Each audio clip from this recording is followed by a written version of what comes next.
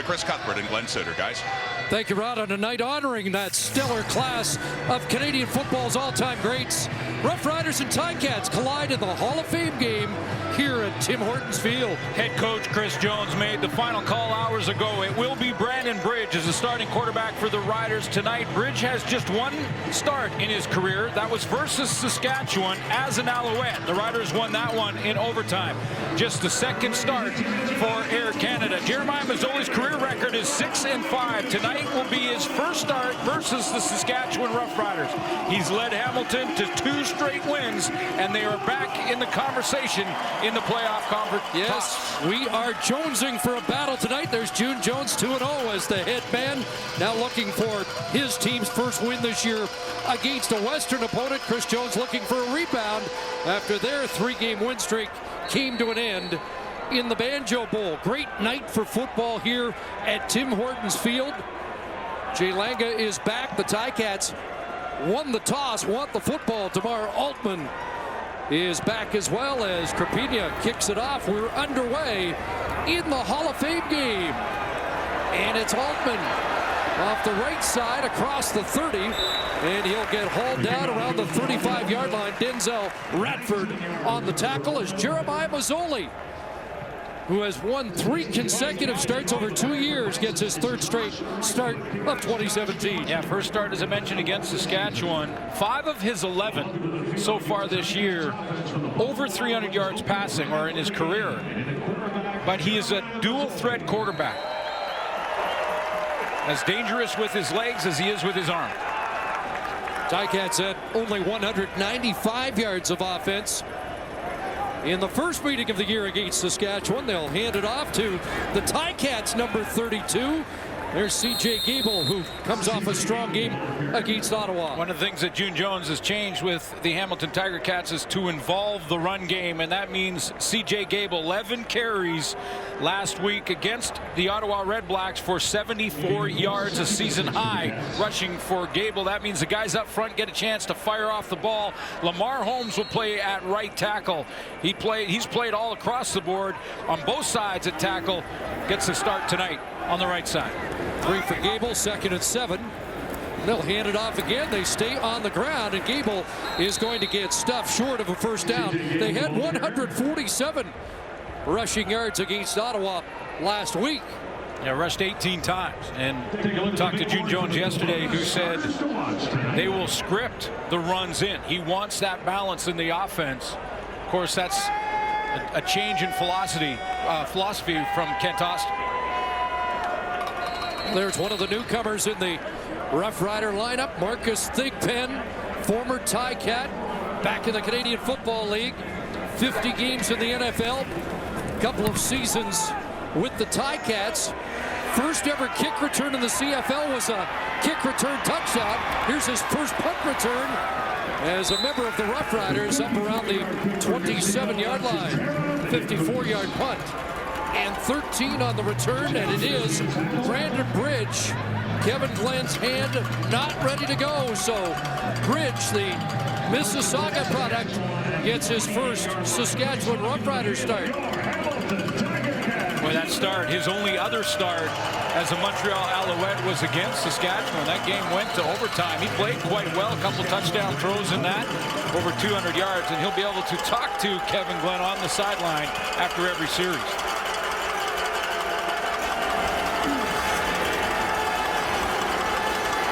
Start double tight end, short drop, and into the flat it goes. And the catch made by Neiman Roosevelt. Now catches in all 32 games Roosevelt has started.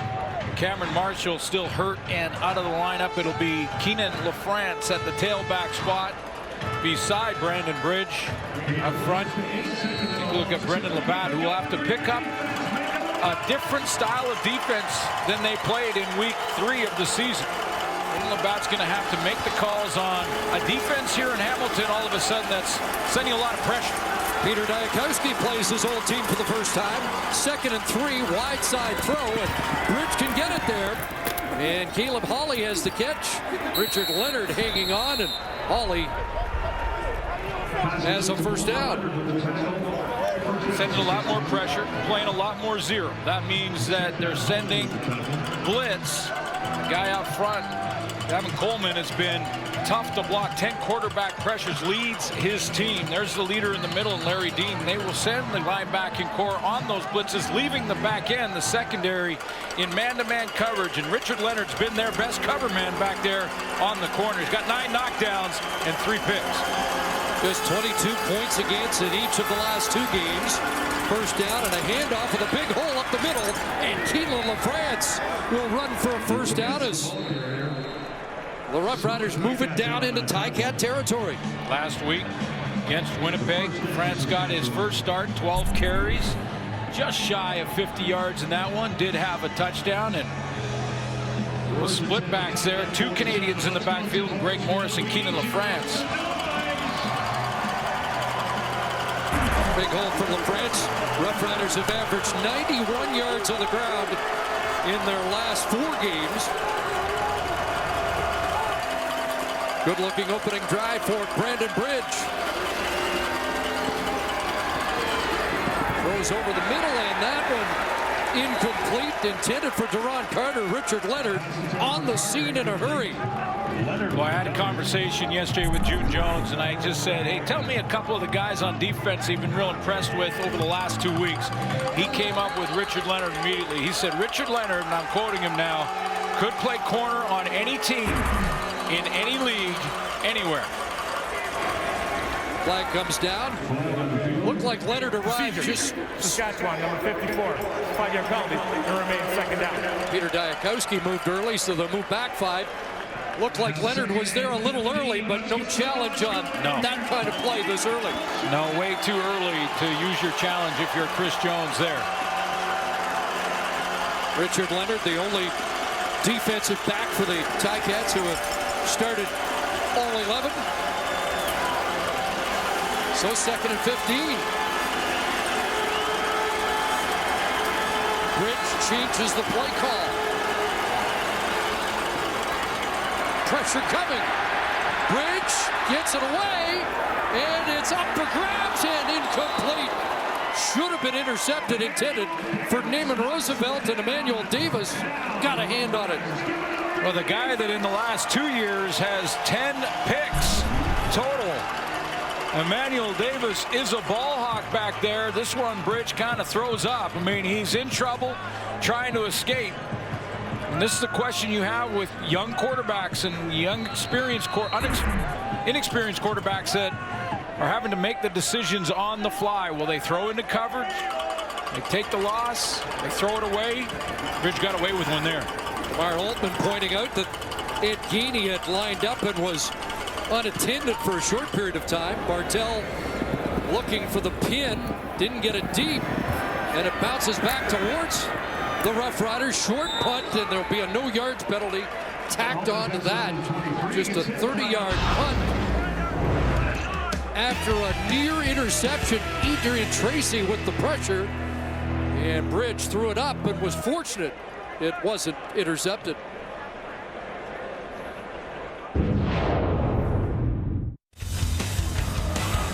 No scoring on the first possessions of the game for either team. Ticats take over at their own 27. First pass of the game is a hitch to Brandon Banks, and a tackle from Samuel Aguavin. 5-yard pickup for Brandon Banks, excuse me. Take a look at the Saskatchewan Roughrider defense. 59 defensive plays, leads their team from Willie Jefferson. Nicked up a little bit last week against Winnipeg, but good to go tonight. They get Otha Foster back from his NFL tryout. He'll start at strong side linebacker, and then in the secondary, Ed Geaney, of course, leads the Canadian Football League with 6 interceptions. Geaney, a former Ticat, fostered last year's top defensive player for the Roughriders. Mazzoli does some dancing in the pocket to the near side. Mike Jones the catch, but short of a first down as he's tagged down by the veteran Javon Johnson. Back-to-back 2-and-outs to start for the Ticats. Different 2-and-outs. The first 2 run plays, and this Jeremiah Mazzoli didn't want to give up big sack and lose that yardage, so he got it out there to Mike Jones, even though they're short. Wind coming off the escarpment, as it often does, at the back of Castillo here in the first quarter. Thigpen will field that back at the 21. Beats the first wave. And Marcus Thigpen bounced out around the 33-yard line after a 55-yard punt. Naaman Roosevelt did the damage in the first meeting against the Ticats. 10 catches, 167 yards. And the Riders win over Hamilton. Really impressed with his poise yesterday when we talked to Brandon Bridge about what looked like would be the start. It wasn't official at that point, but says he knows the playbook as well as Kevin Glenn, can lean on Glenn during the course of this game. Gets a lot of reps, though, and he thinks he's ready. Well, he's taking the reps with the number ones this week. Air Canada grew up not far from here, Mississauga.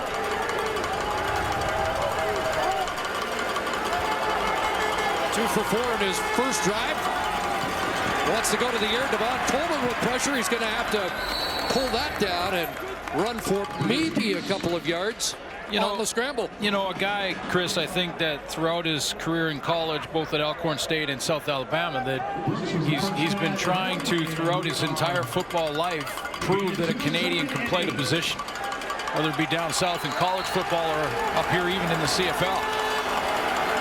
But tonight it's not about that for him. Tonight it's about finding a way to win this football game, because they need to.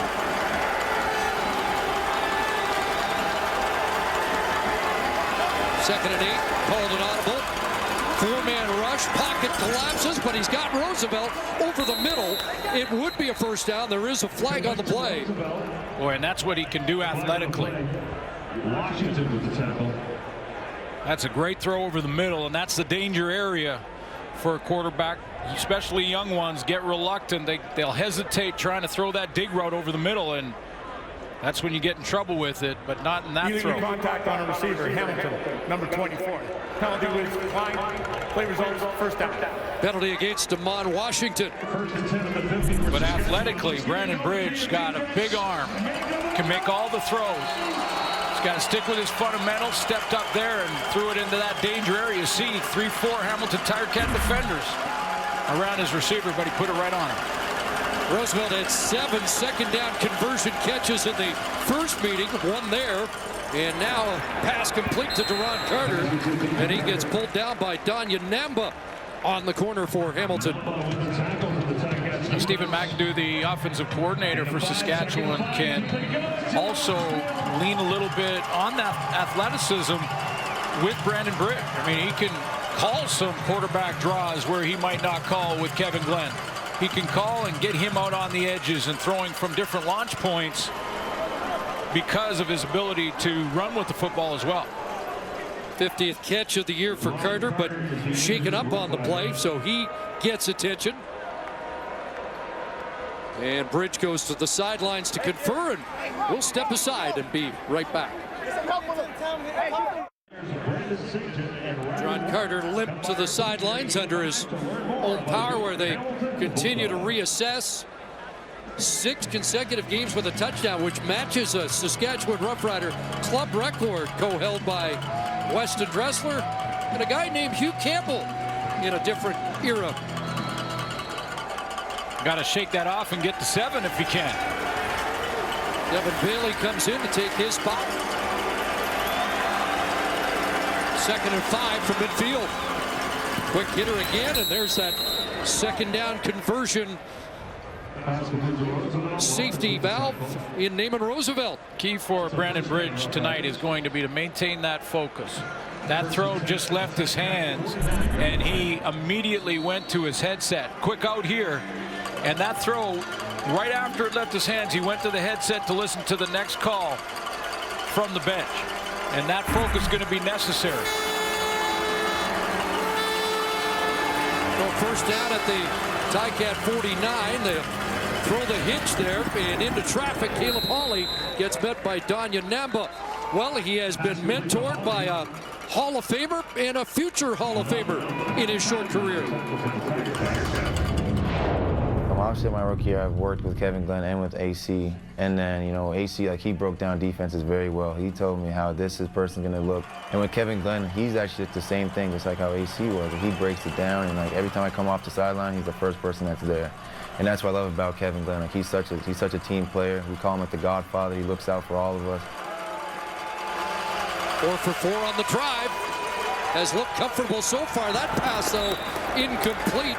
Bakari Grant, the former Ticat, was shadowed by Cariel Brooks, the strong side linebacker for Hamilton. Yeah, just the chemistry not quite there on that throw, because Bridge wants to throw it to an open area, to a spot. He's got the seam route coming down here. He throws it into the middle, almost like it should have been a post in Brandon Bridge. You see how he throws it into that open area, expecting Bakari Grant to get to that hole.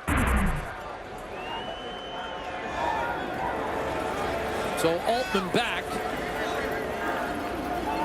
And Bartel to punt into the breeze.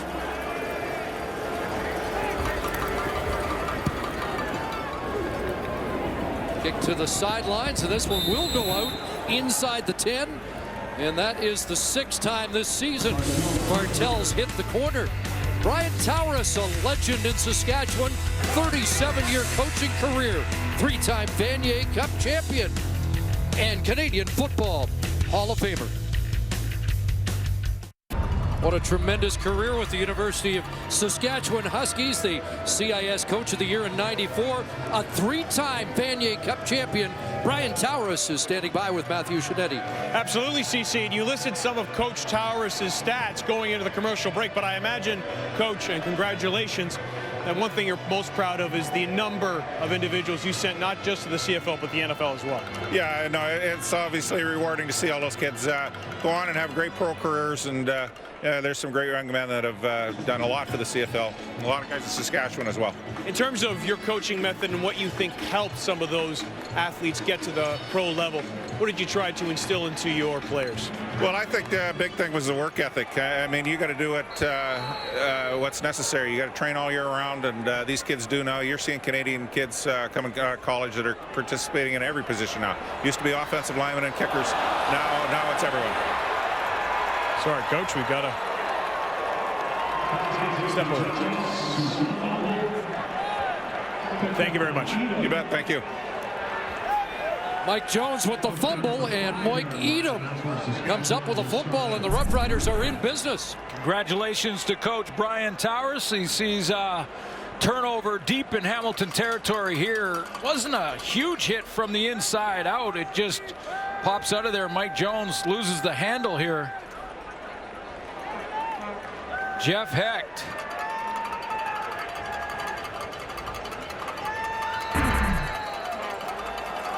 So Edom with the fumble recovery, his 2nd of the year, sets it up 1st and goal. And Vernon Adams comes into the game at quarterback.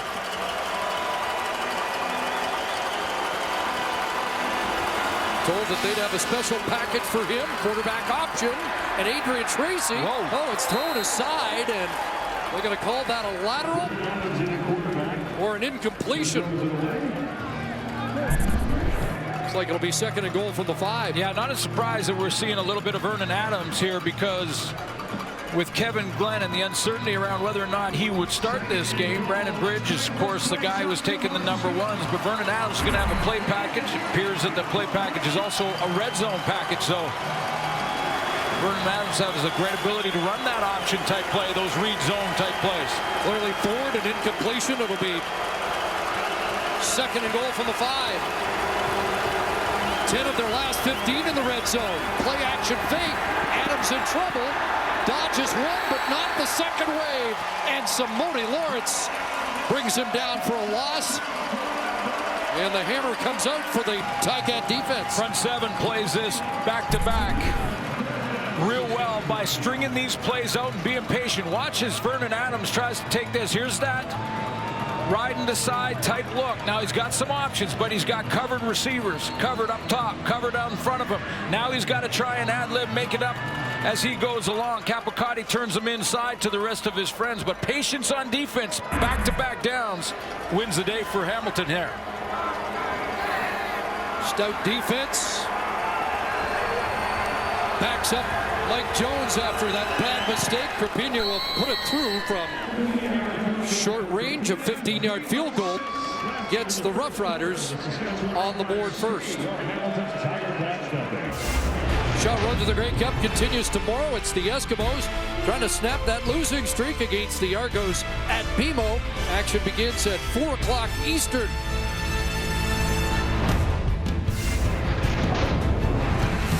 And in the nightcap, we'll be at McMahon Stadium. Lions and Stampeders at 7 Eastern, 4 Pacific across the TSN network. Games feel like they are getting bigger by the week.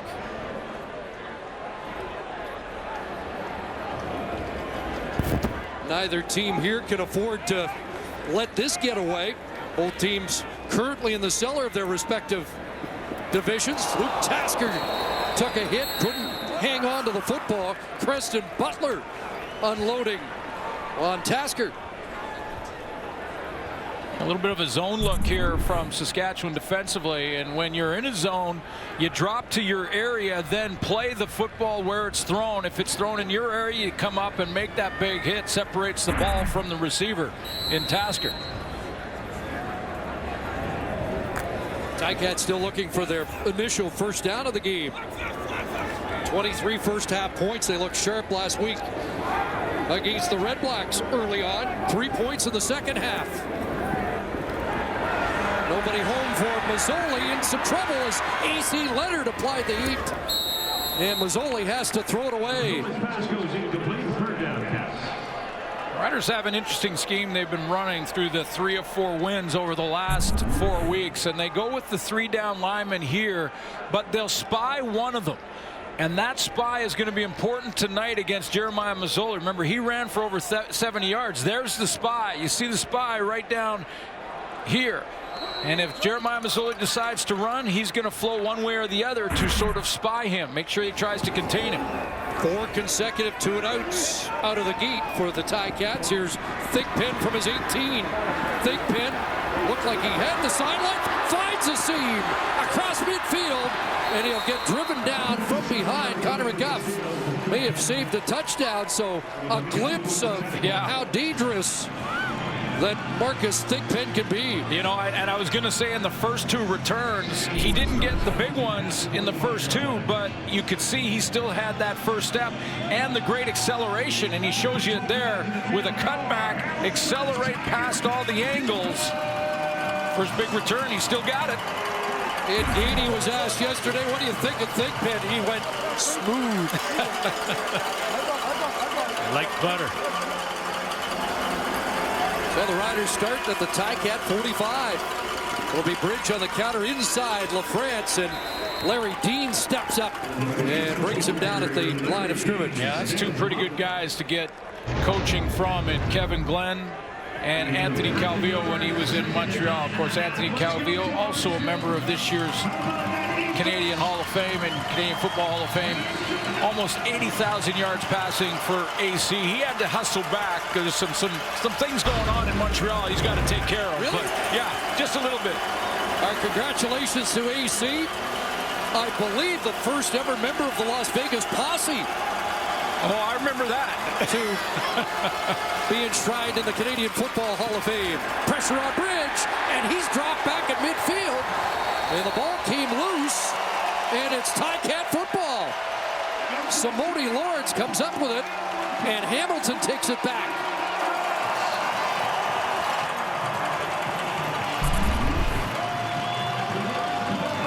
Take a look at the middle linebacker, Larry Dean. I mentioned off the top that under Phil Lawley, the Hamilton Tiger Cats are sending a lot more blitz, and that time it's Larry Dean, the middle linebacker, that goes all the way around the horn to get from behind Brandon Bridge.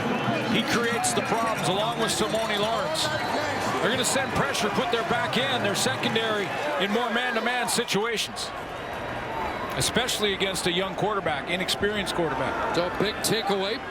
It was Devon Coleman who came up with the football after the force by Lawrence. Handoff to Gable. See if the Ticats can get some traction on offense off the takeaway. Usually he's the guy hitting the quarterback. That time, Devon Coleman with the recovery after the linebackers converged on Brandon Bridge. Boy, he's been tough to block, though, especially of late.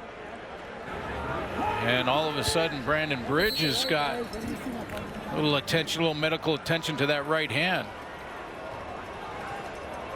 Going over the play with Kevin Glenn. 2nd and 7. Could be the final play of this opening quarter. 3-man rush. Mazzoli, and that knocked down and almost intercepted. Toby Antigua gets a hand on it. And the former receiver, who Chris Jones says the ball just finds, almost found an interception.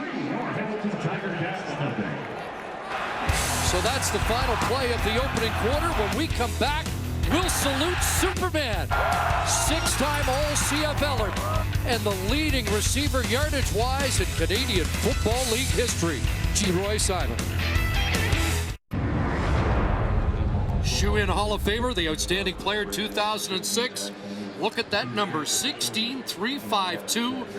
A 3-time Grey Cup champion, and I can hear Saskatchewan Roughrider fans, G. Roy, saying, why aren't they showing him with the green jersey?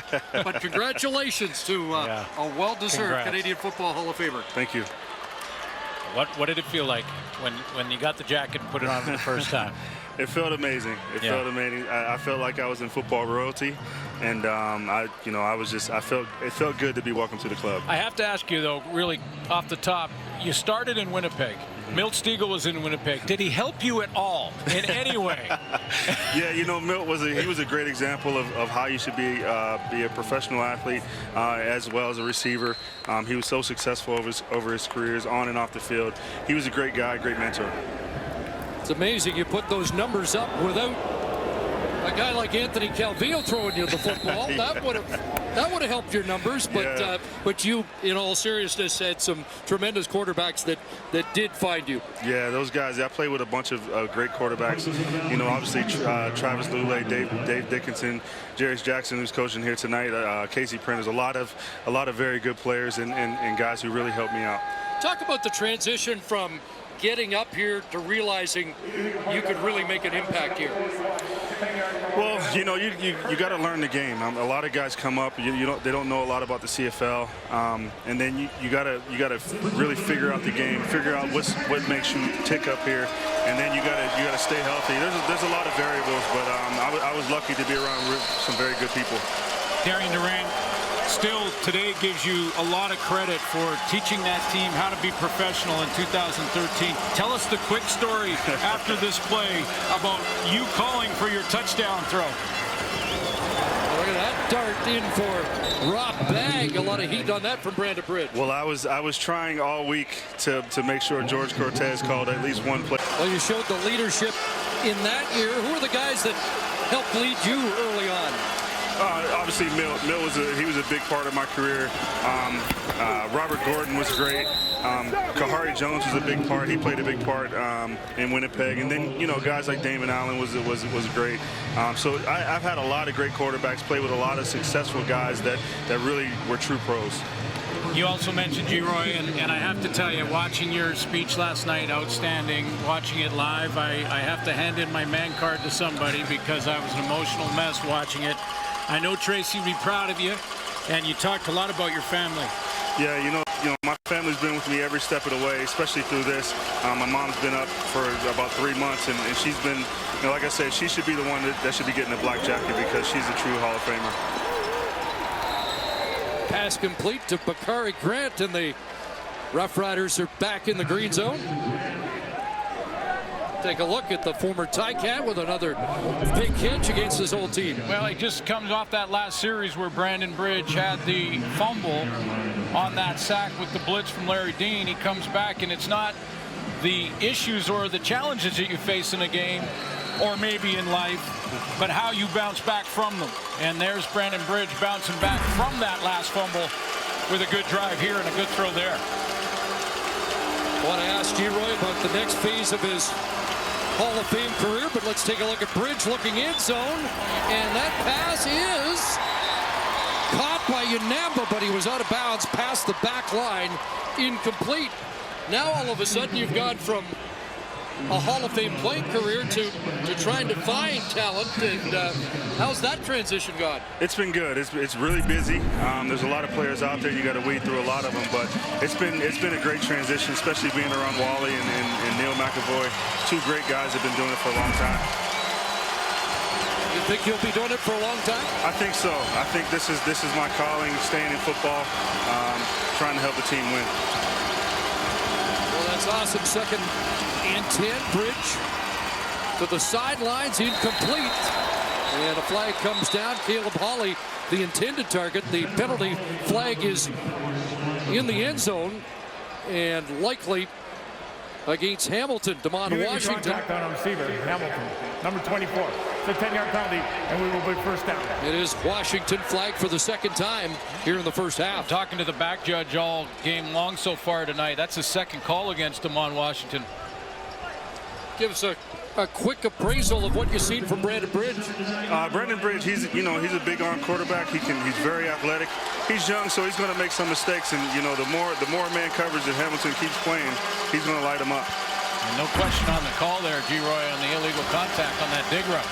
Yeah, he wasn't even looking at him. He should have let it go. 1st and goal to the end zone. Touchdown. Devin Bailey's got the touchdown, his first as a Saskatchewan Roughrider. Good bounce back drive for Brandon Bridge. 16th different Saskatchewan Roughrider to score a touchdown this year. A couple of outstanding throws in this series. Remember, he had to get rid of the bad series with the fumble. Mentally leave that behind, step out on the field and get this drive going. He does that, executes it, finishes it off. Penalty aided.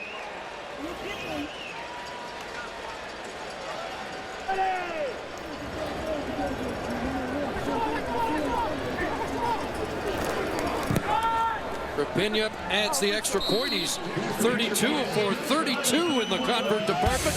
Our congratulations and our thanks to G-Roy Simon, Best of all time. Football Hall of Famer.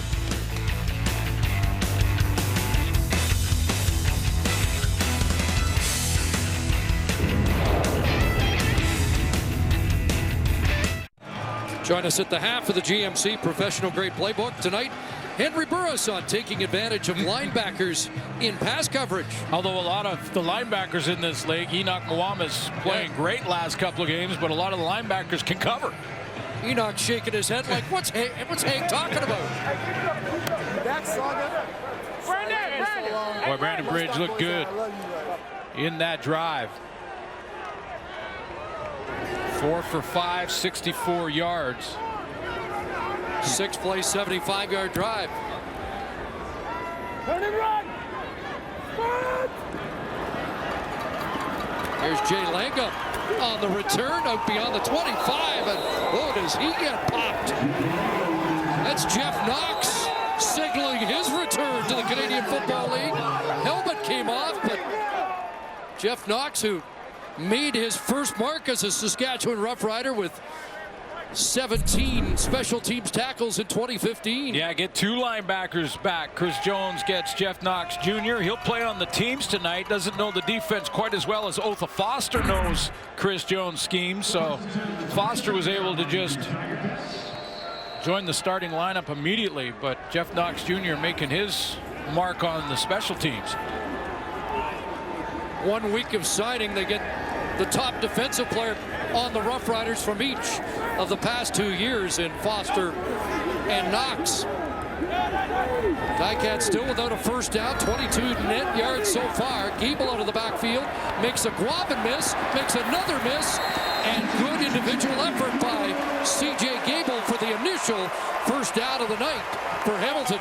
I think the one thing that June Jones has done since taking over the Hamilton Tiger Cats is twofold. One is to simplify. Get the ball in the hands of the playmakers. C.J. Gable is one of their playmakers. Just wasn't seeing the ball enough in that 0-8 start. He's seeing the ball a lot more now. And the other is Brandon Banks. Number 1 targeted receiver 2 weeks ago, and added 5 targets last week. Spot just inches short, and they're going to use a passing play to try and get the first down. And Jalen Saunders has fumbled, and the Roughriders have got it back. Toby Antigua comes up with the football, so they don't register their initial first down. And on 2nd and inches, they fumble the football. All unraveling here in the first half. Another takeaway. Casey Rogers punches that ball loose. And Antigua comes up with the recovery. 10-0 Roughriders without Duron Carter. With an update, here's Matthew. Absolutely, CC. After one of those earlier series, Duron Carter came off. Initially started playing with his ankle. The Riders staff came to him, started kneading around his ankle. Now, he did get it taped up and tried to run, but then I had a chance to speak with him on the sideline, and he shook his head when talking about his ankle. They have put him back on the treatment table to work on his calf now, too. So it seems to be a bit of an injury that's gone from his ankle to his calf, and as you can see right now, he's still working on it, guys. And the offense goes back to work. Brandon Bridge over the middle, gun that in, and a nice catch for Bakari Grant, and a first down at the 20. So the Ticats fumbled twice, something even in the 8 losses that wasn't a serious issue. They're only 3rd in giveaways this year, but obviously costly mistakes here in the first half tonight. Well, this is the change in the Rider defense of late over the last 3-4 weeks, is that they are creating turnovers. Ed Gainey leading the way in that regard. Plus 12 over the 3-game win streak in which they created 16 takeaways. Here's Bridge clearing that out. The pressure off the edge. The safety blitz from Courtney Stevens seemed to disrupt the timing. Let's go, Tim Horsfield. We need to get this place right. Brandon Bridge so far in this game tonight. 11 of 16, 127 and a touchdown. Did have the 1 fumble on the blitz. Last time took over deep in Hamilton territory because of a fumble. The Ticats came up with the stop. Had a 2-touchdown game in relief against BC earlier this year. Like a similar play, they flare it to LaFrance, breaks a tackle, and Keaton LaFrance close to a first down before he gets stacked up. Ball came loose, but I believe the whistle had gone. I think when you assess right now the first half for Brandon Bridge, you're looking at a guy who has bounced back from adversity. You're looking at a guy who has good numbers, but most importantly maybe is he's seeing it. He's recognizing he's getting the ball out of his hands quickly, understands the coverage. That little swing pass to Keenan LaFrance, obviously that was by design and called. You can see the receivers blocking downfield. And so far seeing it, Chris. And inside the 10, they leave him in this time. First and goal. And looks into the end zone. Touchdown. Bakari Grant against his former team as the Roughriders add to the lead. Boy, and there's been some impressive throws in this first half from Air Canada. That may be the best. That was a corner route with an out and complementary route underneath it. He has 2 choices. He looks to the route to pull the corner closer to the line of scrimmage and then throws a dart to Bakari Grant. 5th touchdown catch of the year for Bakari, and he had somebody in mind for that souvenir. 70th career game for the receiver who started the first 5 years in Hamilton. Extra point from Trapinha. Another costly mistake by the Ticats. Roughriders make them pay. And it's 17-0 Saskatchewan here in the first half of the Hall of Fame game.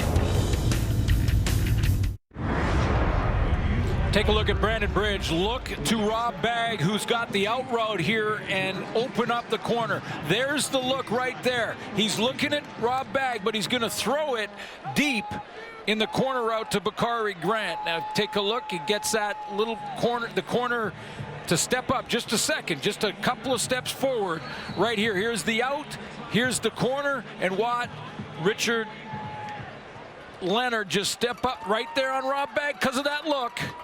and open up just a small crease in behind to Bakari Grant. Let's go, run! Couple of touchdown passes in this first half by Bridge. Langa again on the return. Got some blocking as he tries to get outside. And he'll get dropped around the 35.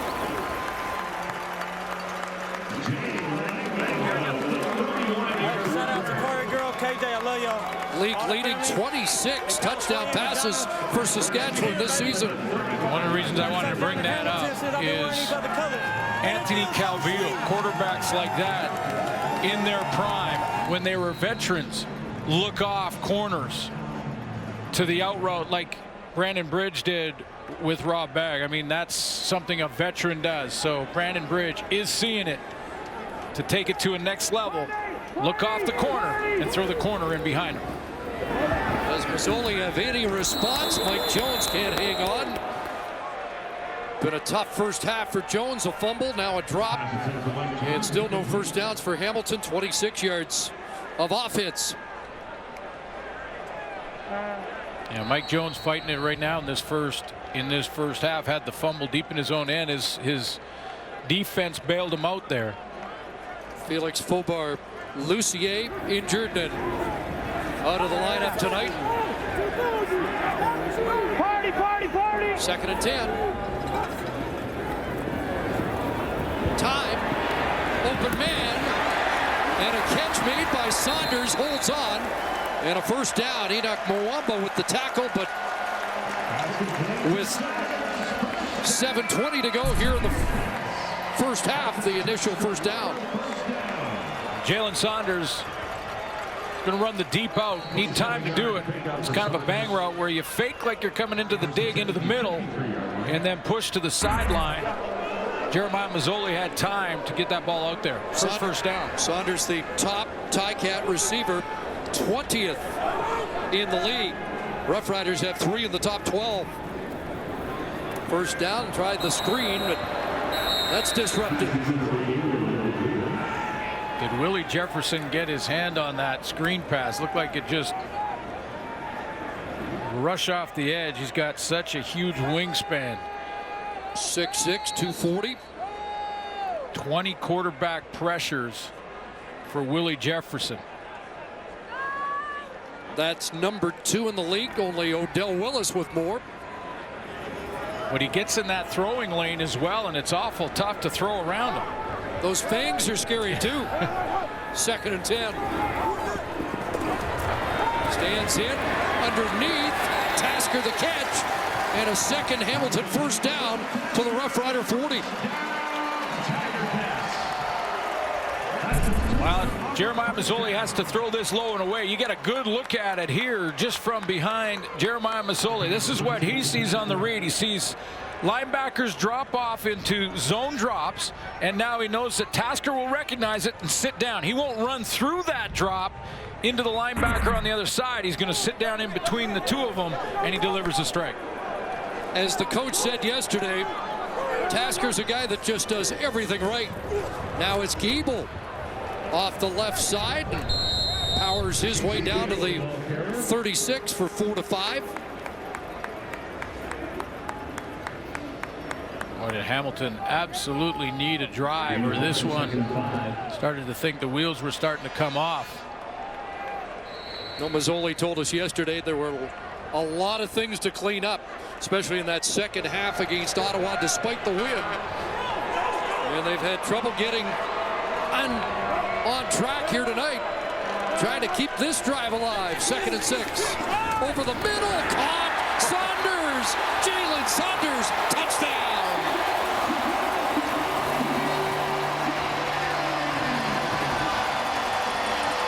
That is a pro football throw from Jeremiah Mazzoli.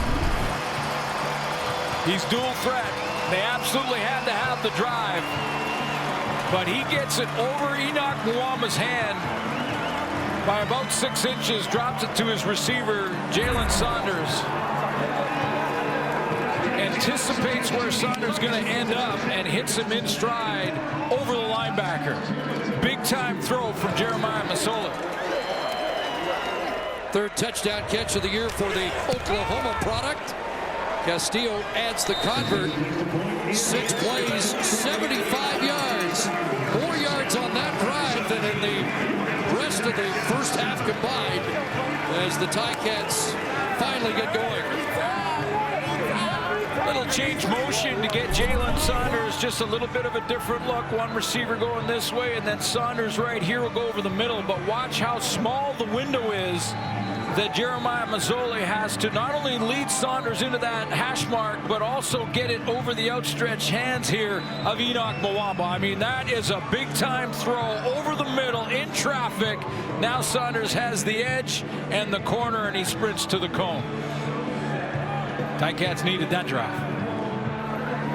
And Saunders with his 3rd catch of the half, 53 yards. And the sprint to the end zone.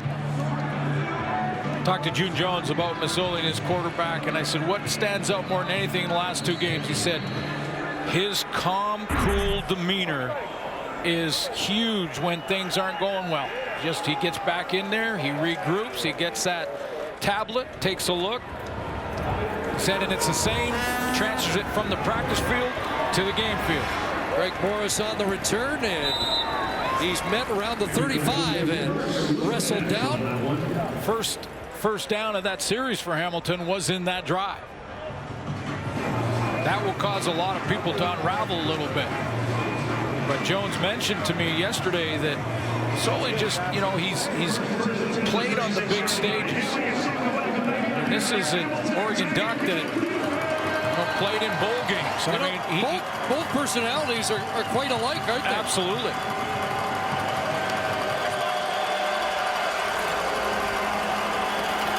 10 points the difference into the game. 10 points off turnovers for Saskatchewan. Fans make more noise after the touchdown, and the defense revved up as they meet Keenan LaFrance, who was able to push ahead for a couple. Also asked June Jones about how much he knew about Chris Jones, the coach that he will go toe-to-toe with tonight. And he said, well, I leaned on my defensive coordinator for that. Philip Lawley knows Chris Jones quite well. He knows his tendencies, what he likes. And we had many a conversation this week about what he might try and do in his game plan in this one. Important game for both teams. Those two go all the way back to high school in Tennessee and a state championship. Roosevelt's got another conversion catch. There is a flag down. And let's see if that will negate the play or not. Well, you know, you can't have too many great quarterbacks in your league, and it's really nice to see 2 young ones going toe-to-toe here. This is start number 2 for Brandon Bridge in his career. Illegal contact on the receiver, Hamilton, number 20. That penalty's declined. Play results in the first half. Start number 12 for Jeremiah Mazzoli, taking full advantage so far in 2 straight wins of his opportunity with the keys to the car.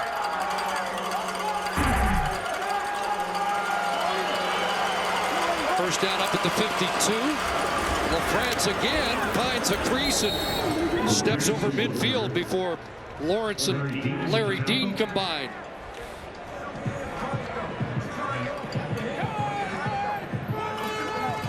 Brandon Bridge asked an interesting question that I think Randy Ambrosi should be asked. Commissioner's done a lot of the right things early. Brandon Bridge wants to know why he doesn't count in the ratio as a Canadian quarterback. It's a great question. He'd be a ratio buster. For whatever reason, this league does not include quarterbacks in the ratio. If they did, it might greenlight a lot more Canadian quarterbacks. Over the middle, crosser, and Hawley's got it. And he breaks the Davis tackle. And finally gets wrestled to a halt by Justin Capicotti. It is a first down. Roughriders 10-point lead as we hit the 3-minute warning. Brandon Bridge has had an impressive first half at the Roughrider controls. Rod Smith back at Tim Hortons field level now. They left me all alone. The panelists will be standing by. Oh, it'll be nice to have Jock Climbey come along after he's finished saying hi to his fans. And Matty and Milt, some thoughts on Brandon Bridge and the way this game has gone. Also, we'll see the Hall of Famers honored again at the half up to CC and Suits. Well, you've started the discussion now, my Well, we're stirred up. Brandon Bridge kick-started it, and I think he's got a terrific point. There are some of the Hall of Famers. Kelvin Anderson. One of my favorites, by the way. You're not supposed to say that, but boy, it was fun to watch Kelvin Anderson run the football. Brandon Bridge now back to work wide side for Rob Bagg. And there's Richard Leonard, who's been the busiest DB for the Ticats all season. But Chris, I'm with you. You know, I think it's time that discussion begin again as to how the Canadian quarterback could fit differently in the Canadian ratio, and possibly, and I'm just thinking out loud here, but possibly it's that if you carry a Canadian quarterback, then you get an extra Canadian on your roster, a 47-man roster. Another way to go with it. Andrew Buckley waiting in the wings. Just a thought starter. And off inside, and LaFrance gets stuffed. Simone Lawrence and Larry Dean have been revved up in this first half.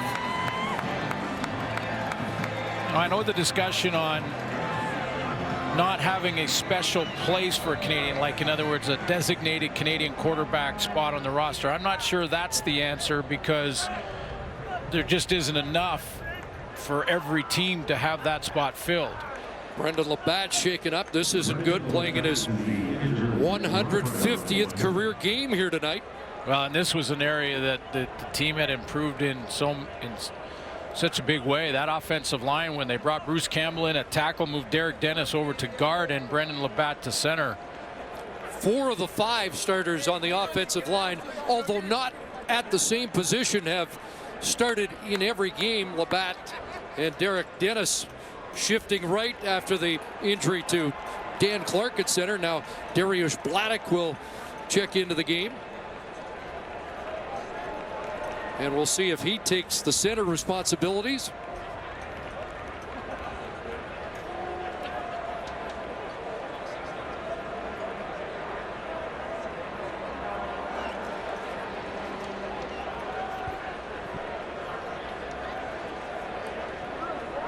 Well, we have the opportunity. A reminder, Kiefer Sutherland is back as the most powerful man in the world. Designated Survivor returns Wednesday, September the 27th at 10 o'clock, 8 Mountain on CTV. Ron Carter already sidelined in this game, and now concerned for Brendan Labatt. Labatt, one of the 7 Canadian starters that are mandatory. But again, Bridge in tonight doesn't qualify as one of the counters to 7. And not much weight on that left leg. So an important member of the Roughriders hobbling and needing assistance to the sidelines.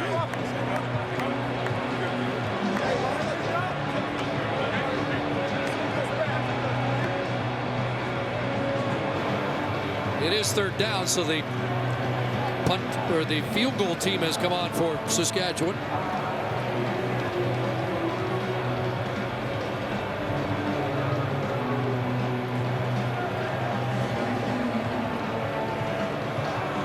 Top offensive lineman in 2013. The big guy from Weyburn, the mainstay of that offensive line.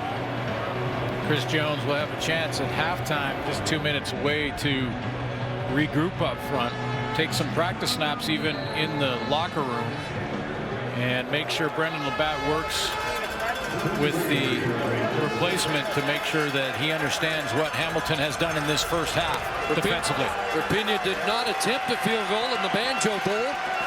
This from 42 yards out, and he splits the uprights. And the Roughriders increase the lead 20-7 as they answer the Ticat touchdown with 3 of their own to make it a 13-point game.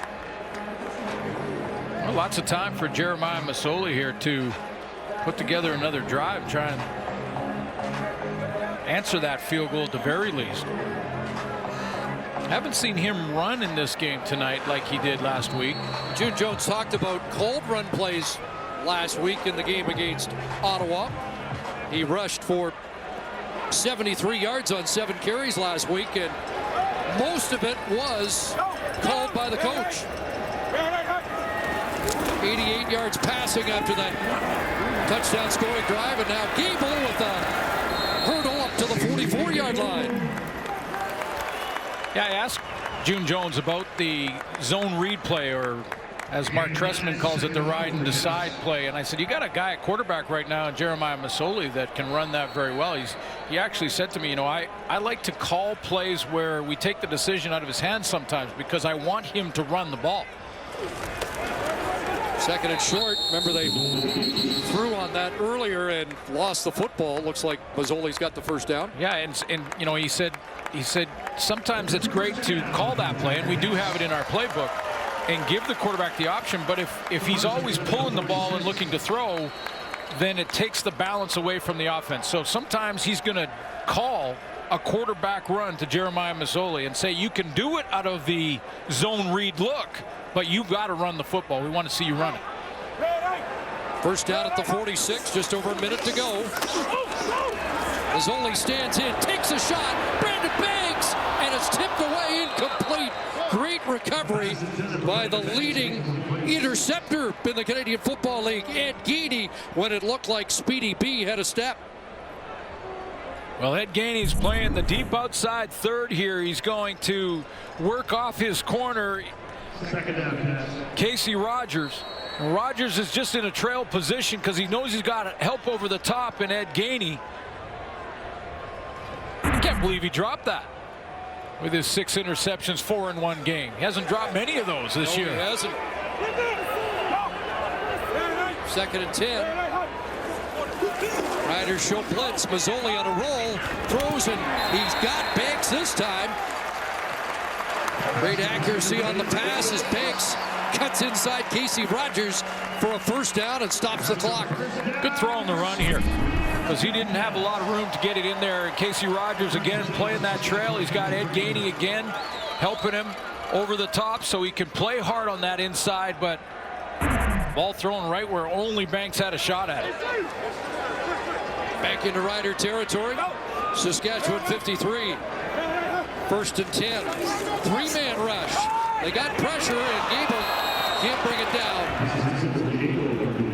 And the game plan here for Saskatchewan defensively is, now that Brandon Banks has been targeted so much, look how they're bringing Casey Rogers up, and they're going to drop Ed Gainey. They've done this about 3 times now in the same series to get almost a double coverage look on Brandon Banks. If they're going to try and get him deep, they're going to double him, jam him at the line of scrimmage with an over-the-top man to help out on number 16, forcing Jeremiah Masoli to go to other people.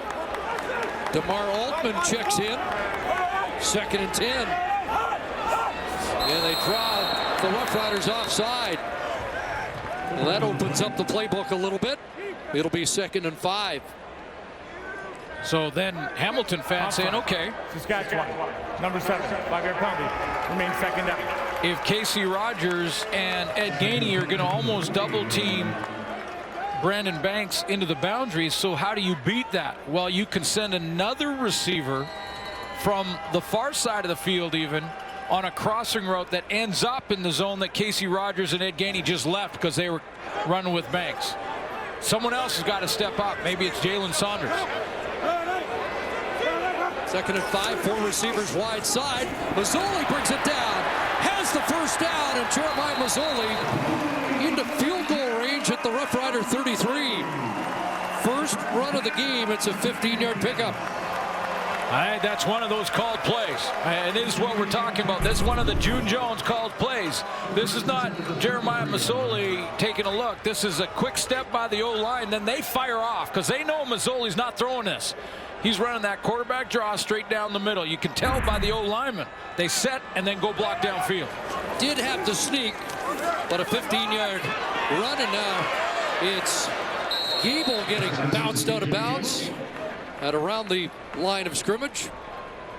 That's part of the answer. Brandon Banks down into the side, into the boundary there. He ran off coverage that time. So they swing it out to C.J. Gable. Now for the Riders, they're going to have to get the tackle made from inside out from their linebacking core on Gable. And June Jones is hoping that his matchup, his running back, can beat Enoch Mwamba. Not many have beat Enoch Mwamba over the last few weeks. Second and about 11. Pumped once and now fires. Tasker's got it, and Tasker's got a first down. Well, there's the guy you look to in that kind of situation. I was going to say, wouldn't it be great for Mazzoli to have 83 in this neighborhood, but Andy Fantuz is still not ready to return. Watch what he does at the top of the route, though. This is Luke Tasker understanding the situation, the time left in the half, sprints to the sideline, sees the marker, get out of bounds. 10th play of the drive upcoming as Mazzoli has engineered back-to-back good drives to the sideline. Saunders, and Edom forces him out. Clock stops again. 18 seconds left.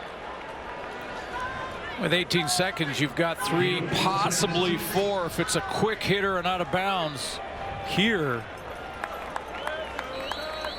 But for sure, you can look for the first down here and then maybe take one shot at the end zone, kick a field goal on your final down.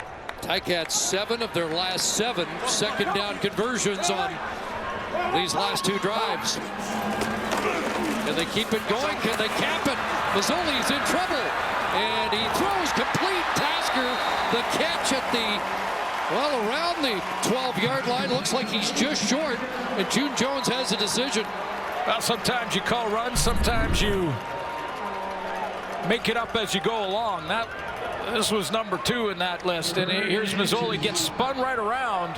And I don't know how he sees Luke Tasker, but timeout called by Hamilton. Little shot put, calls the timeout. We'll see how close they are. I mean, they've got a chance here to. Well, the problem that June Jones faces here is they're close enough to get it, but do you have time to go to the end zone? You don't have time for another play after that, in all likelihood. And if you take a shot at the end zone and are not successful, you turn it over on down. So that's what Jeremiah Mazzoli is wondering right now, what the head coach would like to do. And this is decision time for June Jones. And maybe the only option other than kicking a field goal is a pass play to the sidelines that would stop the clock. Well, you got to complete it as you said, or else. He's kind of in that catch-22 that there's time to run a couple more plays, but you got to waste one getting a first down. Well, I would lean to taking the 3 right now. This is where I would go. I mean, I think you take the points going in at halftime. I think the fans would like to see a shot, but I like the decision. I really do. I think this is a sound decision. Now you got to make this chip shot field goal. Take the points. If you go and get the first down, you're at 6 seconds. You don't have any more time anyway, to take a shot at the end zone. You're kicking a field goal anyway. So avoid the risk of turning it over, which was an issue in the first half. And they settle for the 19-yarder. Had Tasker got the first down, it would have been. Now you take a shot. Absolutely. Yeah. But June Jones has seen his team work back into it. The difference, a couple of fumbles that led to 10 Saskatchewan points. Hall of Fame game. It's one of our favorite games of the year. We get to be fans. We heard Kelvin Anderson earlier on, had G-Roy upstairs. Brian Tauris, there's Stan Schwartz, and we'll have Coach O'Shea up in the booth in the second half. Look forward to that. There's Angelo Mosca, one of the great Hall of Famers. I'll bring it up with Mike O'Shea. We were told by the Hall of Fame staff yesterday, nobody's enjoyed the week more than him. And it's funny because earlier in the year when you wanted to talk about it, he wanted to deflect, didn't want it to be about him. He wanted to talk about his team because we talk about him with the Winnipeg Blue Bombers. He said, let's keep it on the team, let's keep it on the game, and we'll wait for this weekend. Great class. It is a stellar class. One more knee, a terrific first half for Brandon Bridge. As Bridge throws for 178 and a pair of touchdowns. And the Saskatchewan Roughriders take a 20-10 lead to the half in the Hall of Fame game from Tim Hortons Field. Much more of the celebrations coming up at halftime. Not a Hall of Fame start for the home side. 6 straight 2-and-outs before 10 points on their last 2 possessions. They're 10 points back of the Saskatchewan Roughriders as we get set for the second half. Better second half of the second quarter for Jeremiah Masoli, and a good first half for Brandon Bridge. Agree with the panel completely. There were a couple of mistakes in there, but you see mistakes from veteran quarterbacks as well. I thought it was a great half by Bridge, and Masoli came on as the half came to an end. Last 2 series. Roughriders had the choice in the second half. They elect to take the win to the fourth quarter, so the Ticats will get the ball first here in the third quarter. Is Carpina. Short kick, and that's going to hit the turf line. Football, and the Ticats get on it, and it's kicked outside by DeMond Washington in decent field position up around the 39-yard line. Check that 39. That was a slow start for this offense. 6 of their first 8 drives, 2-and-outs, but they did get things going in that second quarter. Touchdown drive. Masoli got his legs going a little bit too late in the quarter, and set up with just 2 minutes to go, a field goal to get it to 10. And they start as they did in the first half on the ground. Not much for Gable up the middle as he's brought down after a short gain, maybe a yard.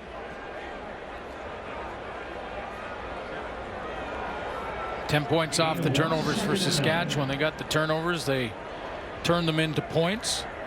No points off turnovers for the Roughriders last week in Winnipeg, after thriving on the turnover for the 3 games of the win streak. 57 points off turnovers over that 3-game stretch. Second down, 3-man rush, pass for Tasker behind him, had to reach back, and Casey Rogers was there to make sure he doesn't make the catch. Casey Rogers was baiting Jeremiah Masoli to throw that. He was sitting in that short zone and baiting him to go ahead and throw it. Didn't have a deep threat behind him because he had 2 receivers in the same place. I think Brandon Banks needed to run a deep route there. You never see 2 receivers that close to each other, and Rogers almost had that one. Thick bent back. He was on the 09 practice roster of the Roughriders before cut and joined Hamilton. Excuse me, that's Ed Gady this time, and Gady out around the 30-yard line after a 58-yard punt. That was an impressive first half for Brandon Bridge. Well, it really was, and you know, when you consider the turnover was a fumble, not an interception. He got away with one early in the game where he threw it up into coverage and it was dropped by Emmanuel Davis, but he got things on track. What I was most impressed with is he recognized blitz a couple times and made Hamilton pay for him. He threw that nice touchdown pass when he looked off the corner and Richard Leonard, and he bounced back from the adversity when he fumbled the ball. Good to see Brendan Labatt back in the middle of that offensive line, snapping the football. They'll swing it out, and Bakari Grant stacked up after a couple, but what a sense of relief you can almost hear across Saskatchewan that the leader up front, the 10-year vet, is back out there. Boy, and when he walked off the field, Chris, he barely put any weight on that leg. He's got a little bit of a limp. You can see as he goes to the line of scrimmage, so Brendan Labatt's getting it out. 2nd and 8, they reset. A little audible from the young quarterback.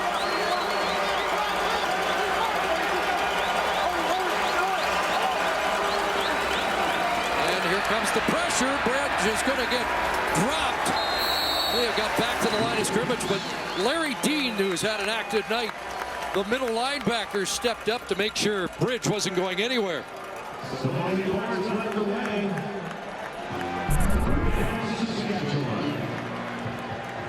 Take a look at Dean. It was Dean who created the blitz and the turnover when Bridge fumbled, and he just spies him and gets to him quickly, not allowing Brandon Bridge to get to that first down. You know, when the season started, you would have said one of the strengths, Dean and Simone Lawrence at linebacker, they've combined for 11 tackles tonight. Short kick, hung up in the wind, but the play is whistled dead. It hit the cable cam. So During that previous play, the ball hit the overhead wire. By rule, we will redo this down.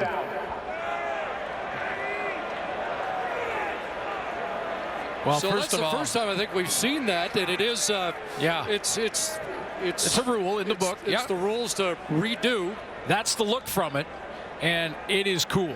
That camera's cool. We want it in every game if we could, but that camera's cool. So, Josh, you get a redo. Yeah, and the fans at home will get a good look. Absolutely, and that's the video game look that the kids love as well. Please set the clock to 12:08. Thank you. And it's actually written in there because since this camera, which is relatively new to television sports, has been implemented, that they had to add the rule just in case. But what are the chances of it hitting that little cable? Not very good, and it did.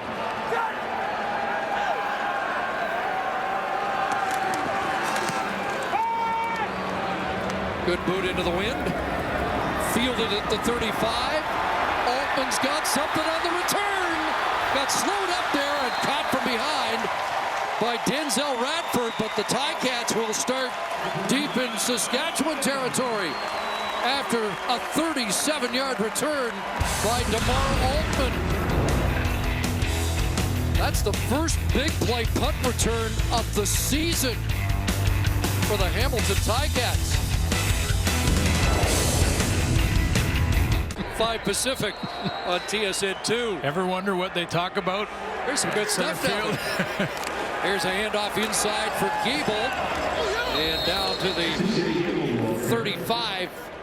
3 yards for C.J. Gable on that carry. Last 2 weeks, Brandon Banks has not returned. He's not been a punt returner. And June Jones has been asked about it. And he said, listen, if Brandon Banks or a player gets hurt and Brandon Banks gets hurt, it's going to be because he's a receiver. He's going to get hurt as a receiver, not as a kick returner. You saw that big return by DeMar Altman. Altman's going to be the returner. Now, if the game's on the line, you may see 16 back there. 2nd and 7, 3-man rush. And the pass was tipped and picked off. Guess who? Ed Gainey has his 7th of the year.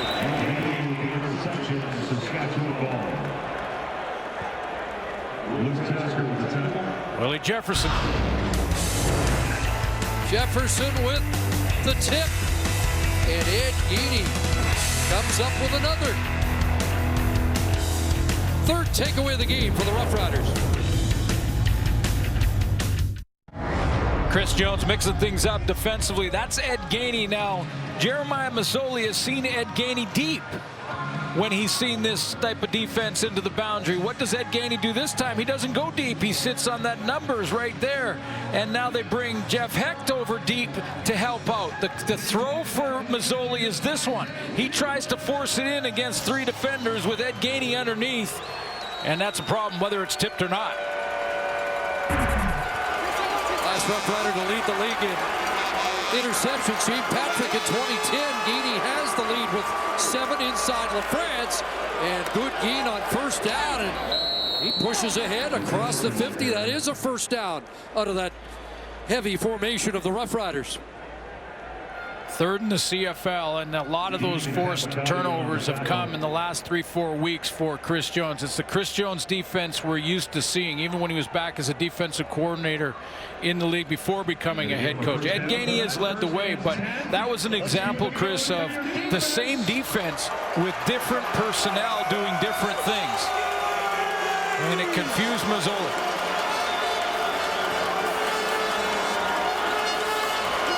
First down at the 50. Play action, fake slant, almost picked off, but Grant's got it. Talking about threading the needle. Emmanuel Davis, Emmanuel Davis went and looked at the iPads, and he said, I've seen this look from Brandon Bridge before. He looks at the throwing motion. He sees the little quick play action fake and jumps the slant. Just missed an interception there and almost had one early in the first quarter. Hamilton, number 24, spitting. 25-yard penalty, first down. I don't know what DeMond Washington did, but he is in a lather. Was yelling at the Roughriders bench and has been disqualified, and that's a 25-yard penalty as well. Well, I think the official said spitting.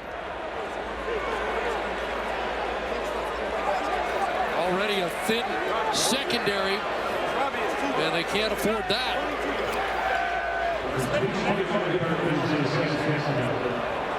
And that takes the ball all the way down inside the 25-yard line. Well, something wasn't right with DeMond Washington in the first half either. 2 penalties for illegal contact. One where the ball wasn't thrown anywhere near the receiver he was covering, and he just kind of ran him over. And now this. Osagi Odiasi into the game. The former Stampeder will take his spot.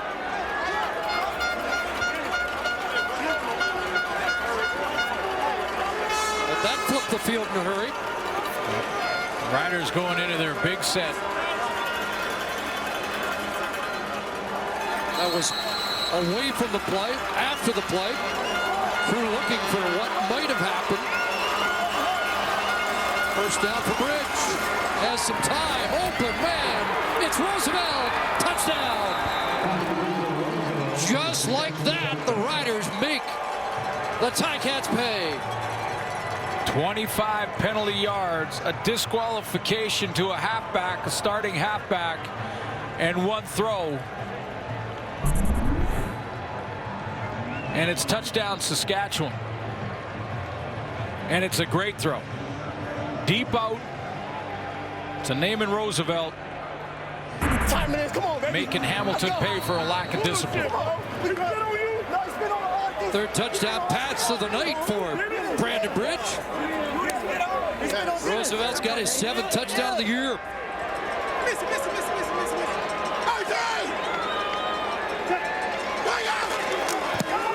Virginia adds the convert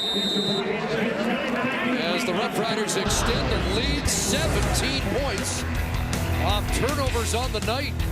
That's the difference in the game as Bridge connects with Naaman Roosevelt.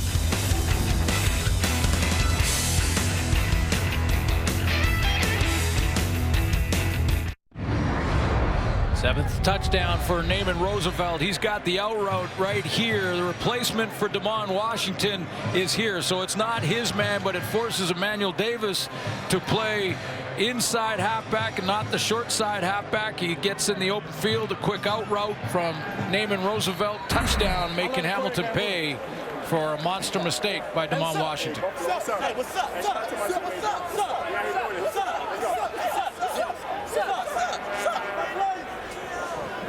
Even working on their sideline material.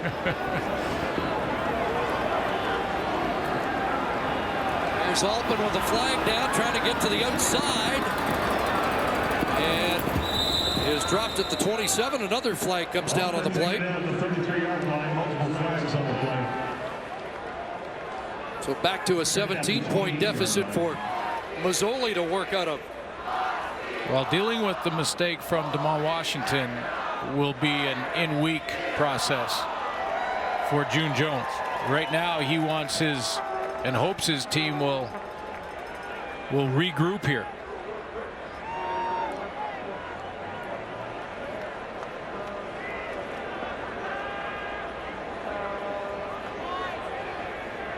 First meeting of the year, the Ticats had 15 penalties. Illegal block, Hamilton, number 43.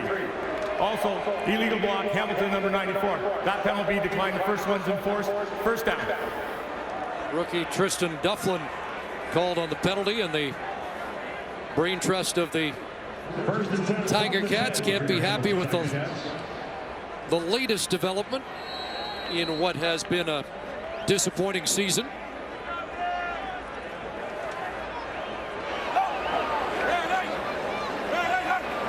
So 100 yards away, they start at the 10. Little screen to Gable. Can't reel it in. be 2nd and 10.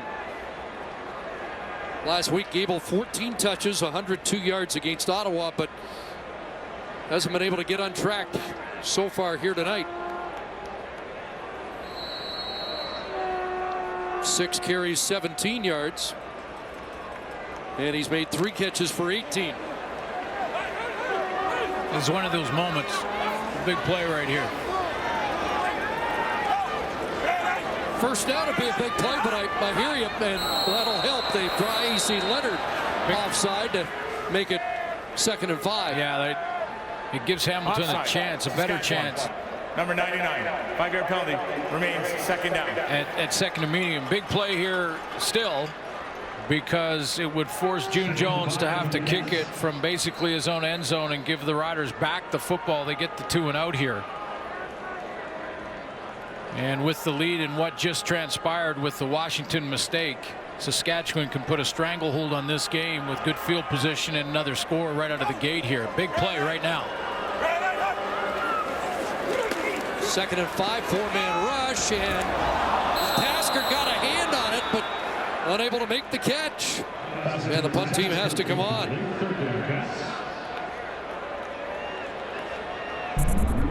It looked like there were a couple of receivers here, Tasker, and I think it was Jalen Saunders, that were in sort of the same throwing lane.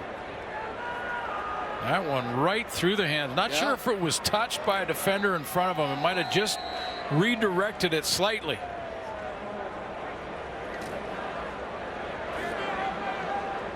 Brandon Banks visiting on the sidelines. Castillo with the wind at his back. Launches Geedy back there. So it looks like Thigpen's night's done. And Geedy is corralled inside the 40. It's a big punt. 59-yard punt. 4 in the return. Back comes Brandon Bridge with 3 touchdown passes on the night.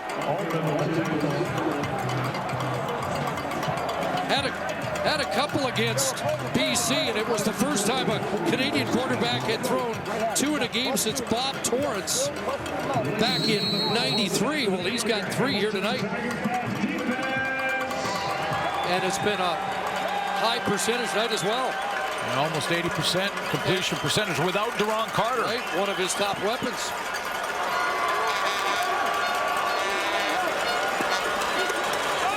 Swings it out, and it's Caleb Hawley getting more work in the absence of Carter.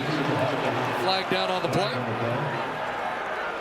2 years at Elkhorn State, 2 at South Alabama, and over 5,000 passing yards and 40 touchdowns in Brandon Bridge's college career. And he also rushed for over 1,000 yards combined. Former Mississauga Warrior who mentioned that they beat the Junior Argos when Mike O'Shea was coaching over there. He made sure he filed that away because he was a big Argo fan at the time, and that meant something to him as a kid.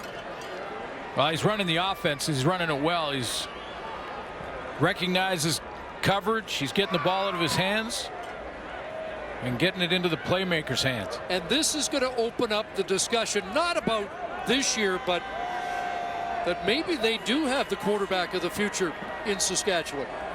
Just one game, one start. A small sample size, but yeah, I mean, you know, I think there's a lot of people, and I'm in that line, and I think Matt Dunnigan is too here in the stadium. Face mask, Saskatchewan, number 88. His penalty enforced at the end of the play.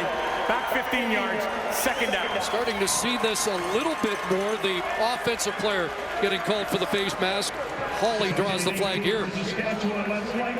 Yeah, and I don't have a problem with this. I think, you know, as a former defensive back, had this happen many, many times with a ball carrier trying to stiff arm you and getting it up in your face and wrenching your neck and head back. I mean, and grabbing the mask. I mean, that's just the same if this defender did it. So, should go both ways.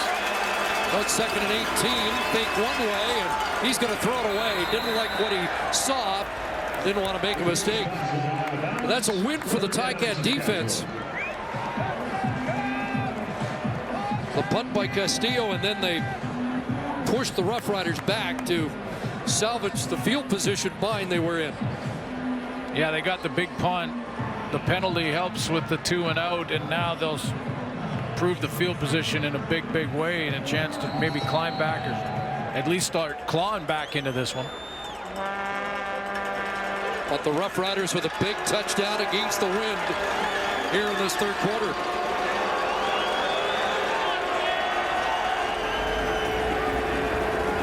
Altman waits. This one hangs up at the 40. Altman 45, shrugs off one, and another good return across midfield. Well, another inductee as a builder, Stan Schwartz, 8 years the president of the Calgary Stampeders, a fixture in Calgary football. He'll be with Matt Denigan when we come back.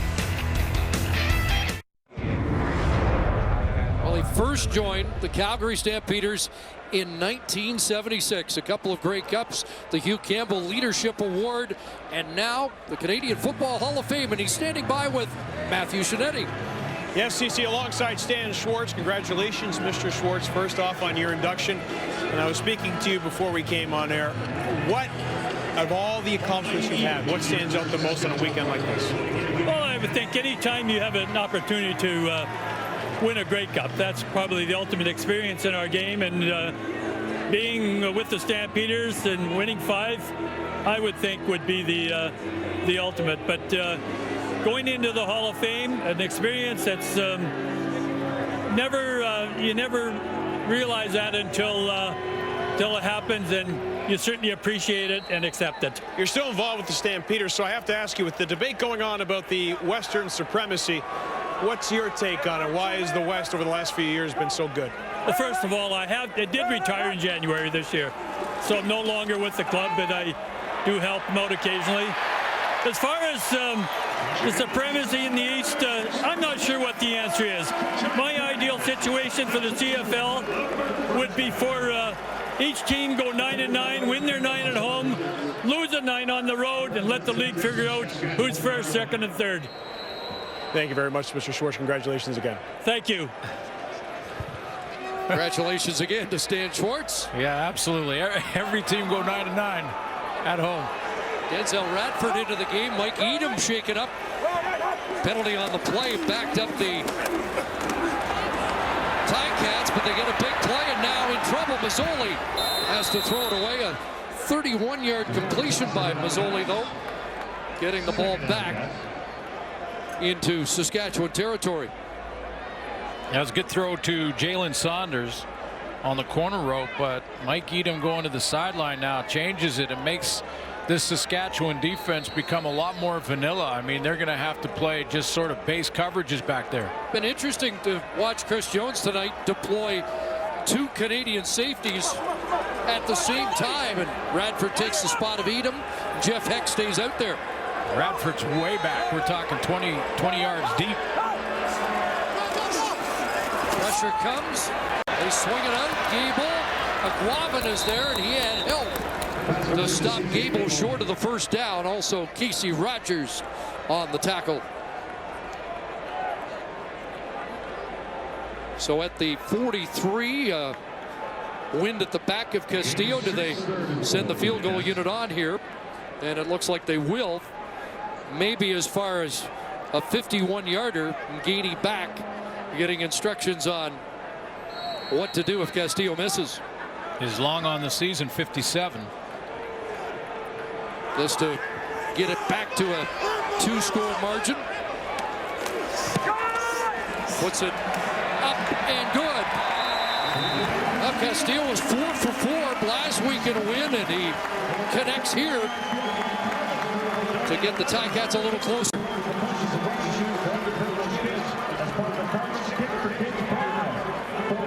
19 for 21 now on the year for Sergio Castillo.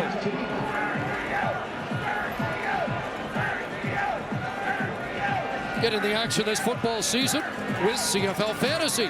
Build your ultimate squad, challenge your friends, and compete to win weekly prizes. Go to tsn.ca/CFL Fantasy to sign up. Well, what that does too, that field goal for Hamilton, is it stops the Saskatchewan momentum.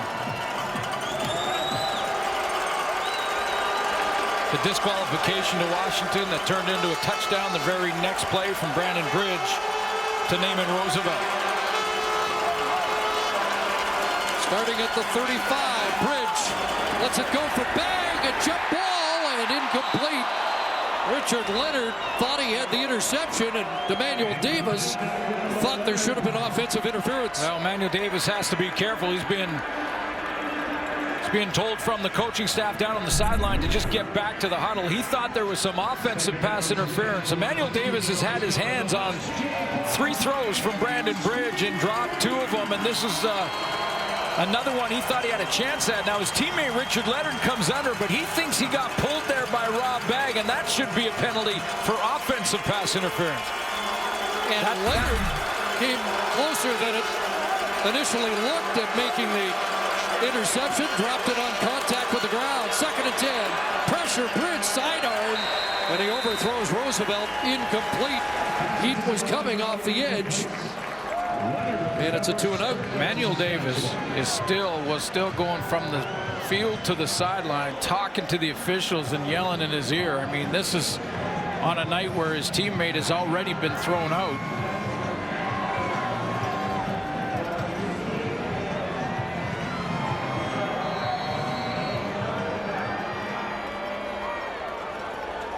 Under 4 minutes left here in the 3rd quarter.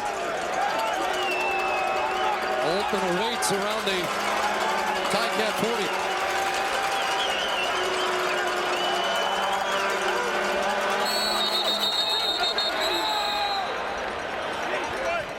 And a procedure call against the Roughriders. Saskatchewan, number 51. 5-yard penalty, remains 3rd down. Penalty against newcomer Bo Landry, who spent some time here.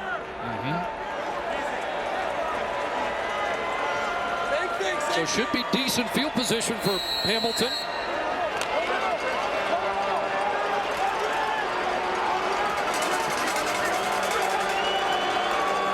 Haven't had a lead change tonight. 14 of the last 19 games have not had a lead change. Altman 35. Trying to get outside with a flag down, and Altman up to the 50 before he's tackled by McMaster graduate Spencer Moore. 44-yard punt, 16 on the return. This 3rd quarter might not indicate it, but penalties down 11% to this point this season. During the return, illegal block, Hamilton, number 93, 10-yard penalty, 1st down, Hamilton. Connor McGuff, the guilty party. Let's join Matthew Shinetti. Well, CC and Suits, what have we been talking about in Hamilton the last week? It's Johnny Manziel. So here is where we stand right now. Dave Naylor has done a lot of reporting on this over the last week.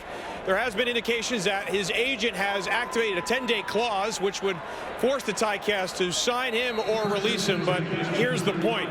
The league wants to speak to Johnny Manziel because we all know of the things he is accused of off the field. So whatever the Ticats do, if they were to go ahead and offer him a contract, the league wants to go ahead and discuss it with Mr. Manziel, which really makes that 10-day window moot. It really makes it indefinite because before he can sign anything, he has to speak to Commissioner Randy Ambrosie. But if you ask the Ticat players to a man, they laugh it off. And as Simone Lawrence said, at this point, I don't care. He's not a Ticat. He's not here to help us win. Guys? Basically how June Jones handled it yesterday, too. He doesn't want to talk about players that aren't here. He'll talk about his team and the players who are. There wasn't a lot of comment from the office staff of the Hamilton Tiger Cats. I think what we've learned this week is there is interest in the league in Johnny Manziel, which I question in some ways. Ed Geaney backs away on 2nd down. Here's Mazzoli stepping up, fires, open as Banks, and at midfield he'll bring it into Rough Rider territory. 1st down at the Saskatchewan 45 for Brandon Banks. Climb back in this. Jeremiah Mazzoli's going to have to do a lot more of this. Moving around, creating after the original play doesn't look like it's going to be executed because he's so good at it. Athletic, can throw on the run. How he saw it over to the sideline like that as he was running the opposite direction. Risky to throw against the flow like that, but he gets it done to Brandon Banks. Been targeted 18 times in the previous 2 games, 4 times tonight for Banks, and that one short hops incomplete. Intended for Saunders. And quarterbacks always want to get that ball on that quick wide out screen to the receiver quickly so he can turn and make a move. But if they rush it too much, the fundamentals go away, and then that can happen, a one-hopper. The 6'6" Willie Jefferson with words for the 5'7" Brandon Banks as he went back to the huddle. 2nd and 10.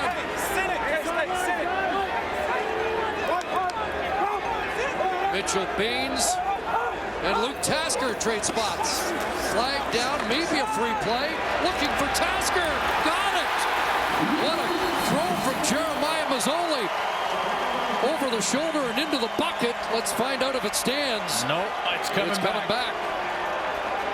Somebody flinched. Hamilton, number 16, 5-yard penalty, remains 2nd down. And it's Banks who was ahead of the snap. Couple of plays where this team is self-destructed. 2nd and 15 for the pass. Brandon Banks is the number they called. And just the one step. Stepped into the neutral zone. Final minute, 3rd quarter. Michael O'Shea standing by. Quarterback keeper Mazzoli found some room, lowers the shoulder, and is bumped out by Geeney. They're going to mark it about a yard short of the 1st down. Not much doubt that the Ticats would go here down by 14. No plus territory. I think you're right. June Jones is going to leave the offense out there. Got a strong running quarterback as well. And I think it's inside a yard. This is a no-brainer. But not automatic. And Mazzoli does move the chains. Enoch Moaba with the stop. Clock running under a half minute to go, and a touchdown here late in the 3rd or early in the 4th would get June Jones' squad right back in it. I like the old school approach. You know that you can't decipher my depth chart. June Jones handwrites a lot of his playlist, and I think he's the only guy in the league that does that. That's old school.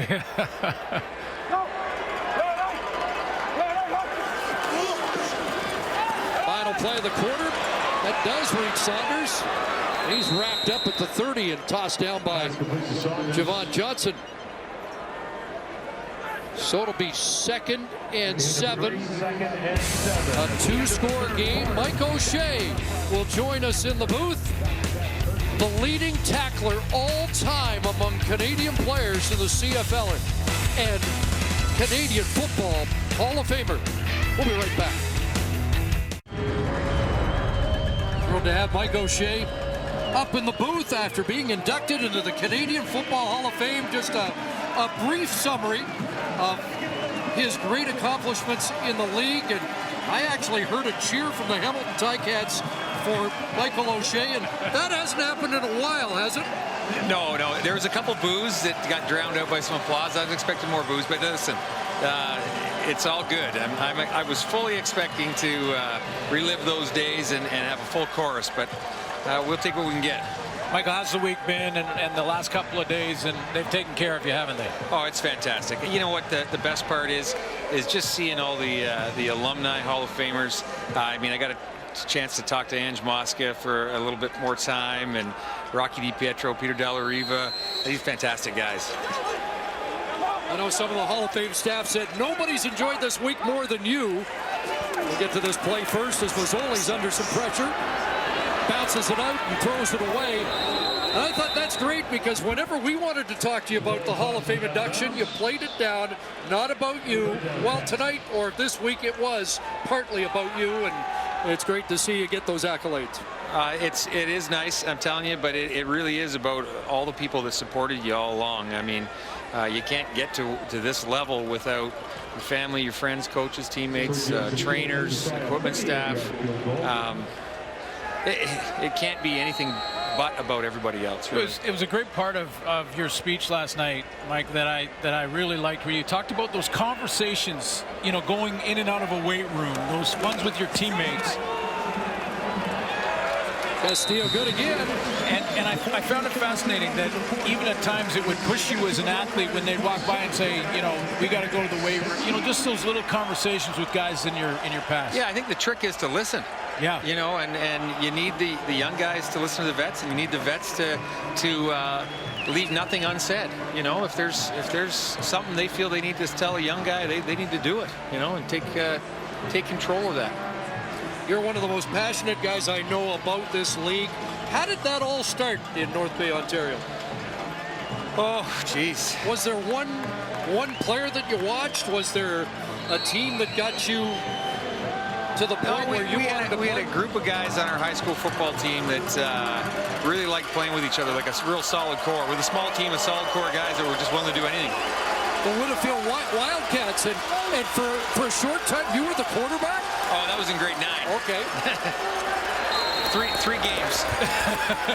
5 passes, 1 interception, no completions. So you threw it and went and made a tackle and changed to linebacker right there. Is that? Yeah. Hey, AC's safe. Hey, I want to ask you while you're up here, though, Coach O'Shea, some changes here in what Randy Ambrosi has done with player safety issues and things with no pads in practice. What do you think of the change? Well, as a head coach, you're in charge of player safety right from the top down, right? So I'm okay. We can figure a way to make it work.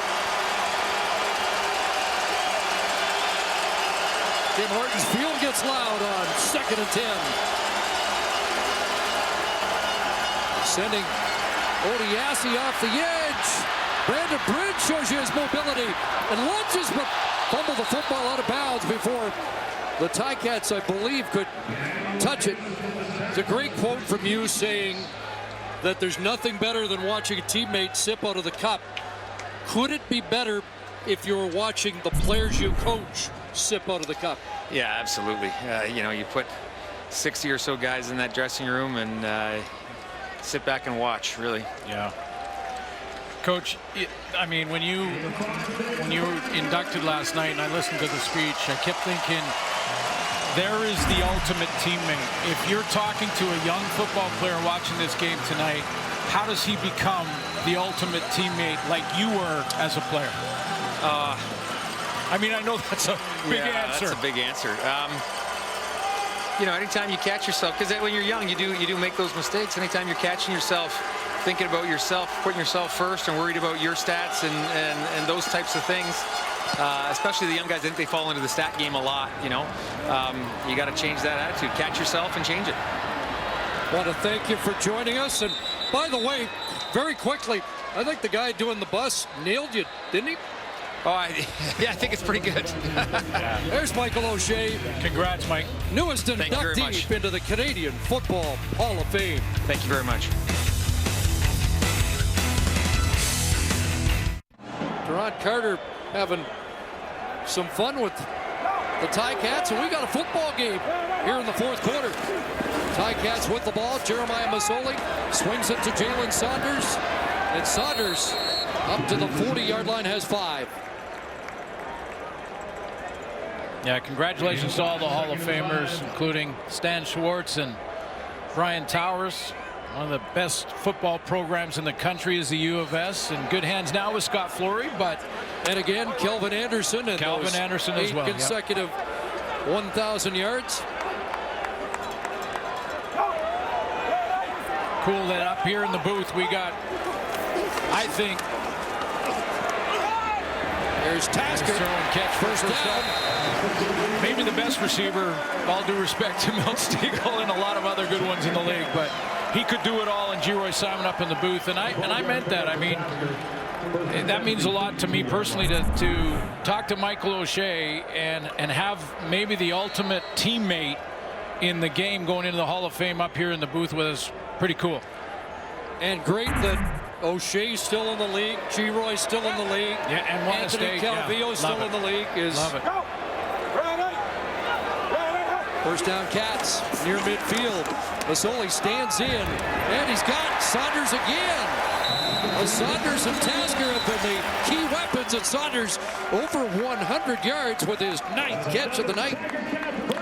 Well, in those last 11 minutes or so, I'm going to see what, it's interesting to see what Chris Jones does defensively now, because he's lost one of his safeties, and he's now playing a real vanilla sort of zone defense with secondary in Saskatchewan. Trying not to get anyone in behind him is also opening up big holes over the middle, and Jeremiah Mazzoli's taking advantage of it.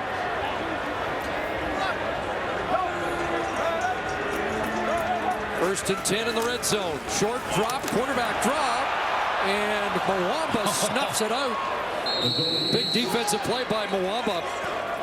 You know, Mazzoli cut back into the tackle. I was going to say, sometimes you zig and zag, and it's just that small of a margin of error or difficulty. I mean, watch this quarterback draw called and designed.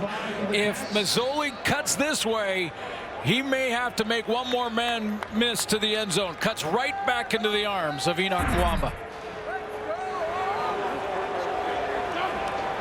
7th tackle of the night for Mwamba. Mazzoli's run 5 for 38. 2nd and 6. Has time. And it's intercepted. And it's Ed Gainey who has double dipped again. It's his 3rd multi-interception game of the season. He doesn't intercept it once. It's got to be at least 2. His 3rd multi-interception game, and now 8 on the year. The drive comes to an abrupt end as Mazzoli looks and overthrows Saunders, and Gainey there to pick it off. Challenge from June Jones, illegal contact he believes occurred prior to the interception by Gainey. Jalen Saunders is going to be to the right of your screen. You're going to see him in a second. And it's Jeff Heck that makes contact right here. There's Saunders, number 89. And it's past the 5 yards. It's minimal, but it also makes Saunders stumble a little bit. It's going to be interesting to see which way they rule here. There was contact. Take another look at it here. It's going to be number 24 for Saskatchewan on that dig route. See that contact? That's beyond 5 yards.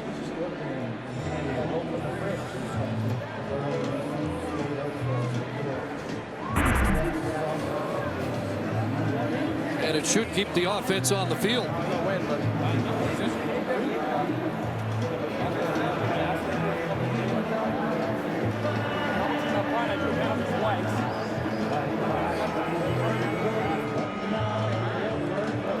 After review, the ruling on the field stands of an interception. Wow. First down, Saskatchewan.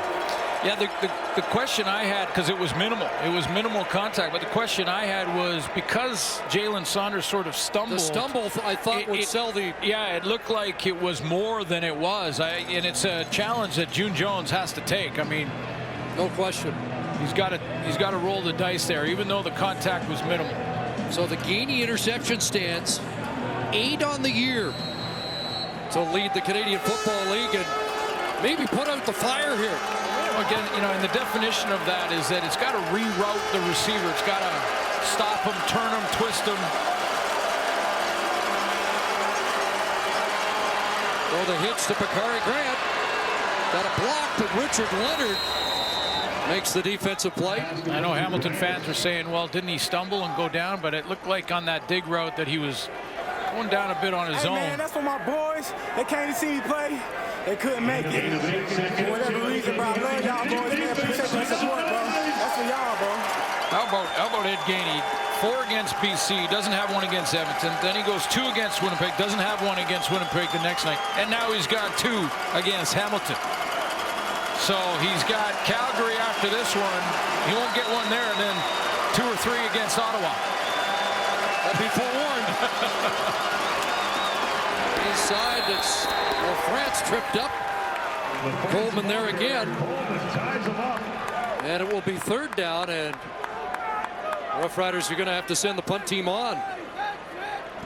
Well, Rider fans are saying maybe that makes up a little bit. Maybe they're not saying it, but maybe it evens out after one they didn't like last week in the Banjo Bowl. The accidental pass interference call. which was correct, which is a rule in the rule book that even if it's an accident, you trip the receiver, it's accidental, but it is a penalty. But didn't play well. I can feel my Twitter feed right now. You're just started. You're trolling.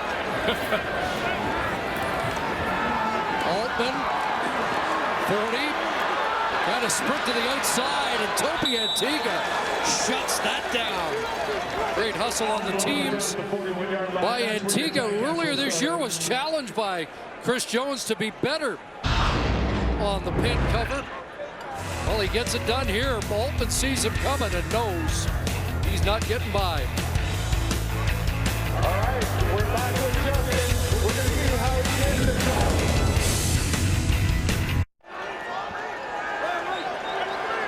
the Ticats hanging around in this game.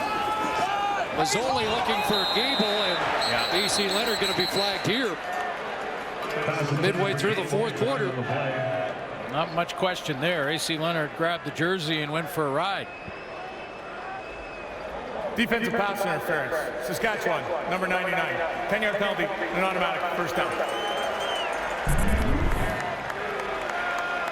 You see Gable come out of the backfield here. And watch number 99, AC Leonard, grab the jersey, hold on, and not allow him to the football. There's impeding a receiver, without question. Should mention that the Roughriders wanted the win in the fourth quarter, but it has subsided really as a non-factor, it would look like, here in the late stages. Mazzoli misses with an open Luke Tasker. It looked like the fundamentals were right on that throw from Mazzoli. No, he almost sort of jumped as he was throwing it. I'm not sure he had to. I think that pocket, it felt like there was more pressure than there was on. There were only two men rushing there from the Saskatchewan Roughriders. 6 years in the league. This just his 12th career game start. 6 and 5 coming in. I guess the high point was the record 23 consecutive completions in a stirring comeback in Edmonton. Once again, he's able to draw the Roughriders offside unless somebody flinched on that offensive line.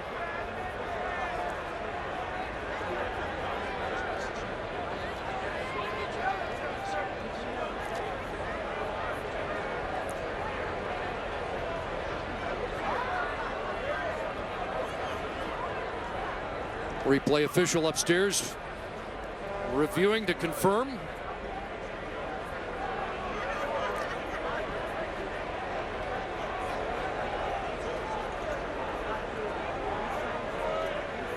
Offside, Saskatchewan, number 7, 5-yard penalty, remains second down. So was Willie Jefferson. Nobody moved on the offensive line, including Ryan Bombin, who reminded us yesterday he's on the list of touchdown receptions from the Hall of Famer, Anthony Calvillo.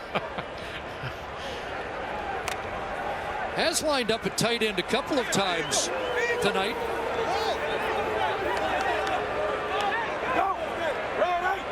Second and 5. Here comes the heat from Jefferson.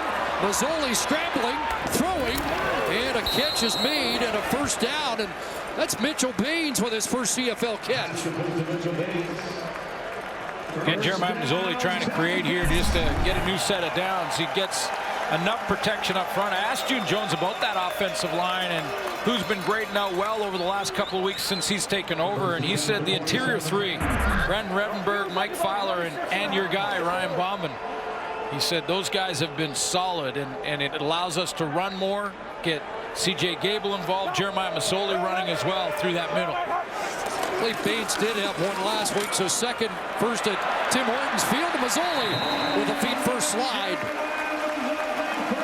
Well, despite 4 turnovers, they're staying in the game here and trying to close it into a one-score game. Well, let's take a look at the interior, those 3 guys in the middle, and let's take a look at opening up a lane for your quarterback on a design quarterback draw. Get C.J. Gable to lead up in there as well.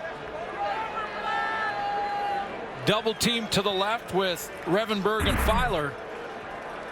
Nice run.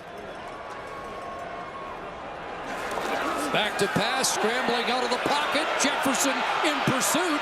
And Mazzoli going to hit the deck with Jeff Knox Jr. lining him up. He's well over 300 combined now, passing yards at 266.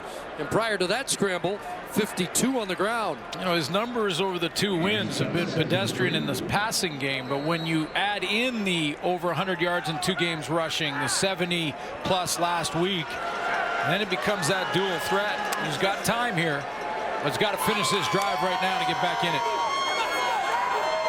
324 combined yards passing and rushing for Mazzoli on the night.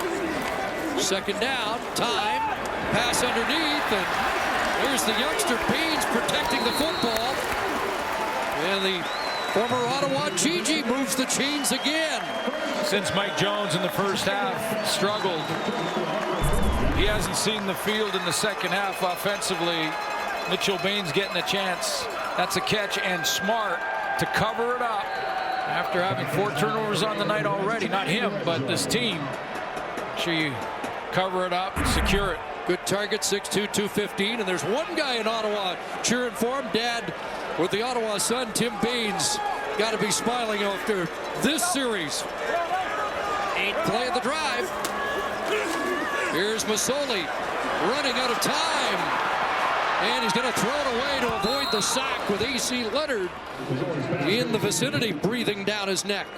It's been a quiet night for the wide side corner, Javon Johnson, for Chris Jones, that defense, but that time he got on his man and covered him well. That's where Jeremiah Mazzoli wanted to go, to the wide field in the corner. I think it was Jalen Saunders.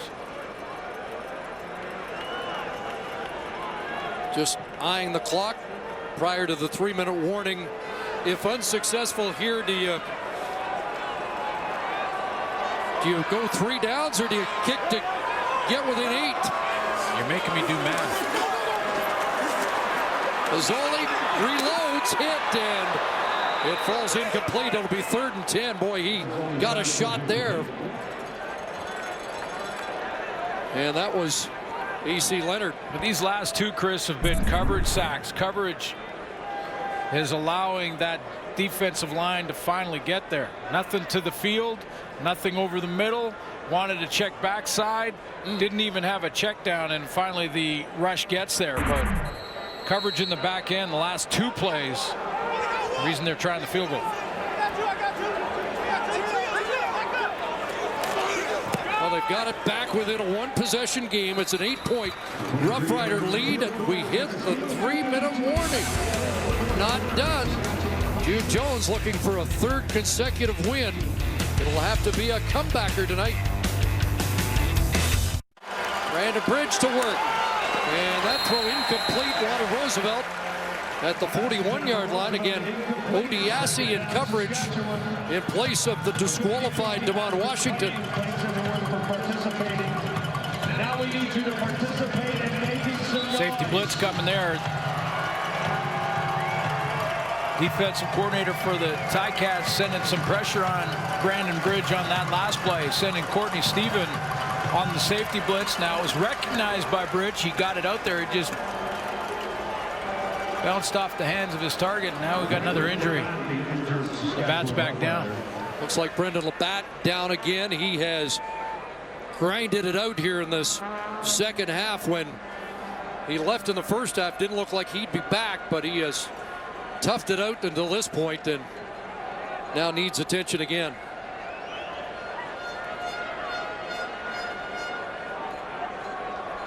Looking at the left ankle.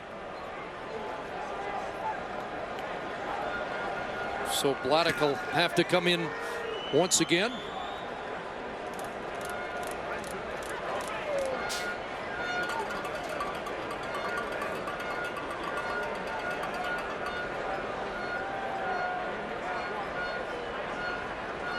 Maybe we shouldn't be surprised, but I think we were, that he did come back in the second half. Yeah, when he left originally, didn't put any weight on that leg, and then came out of the tunnel, went right back and played basically this entire game. So Prairie Gutting tough. it out, yeah.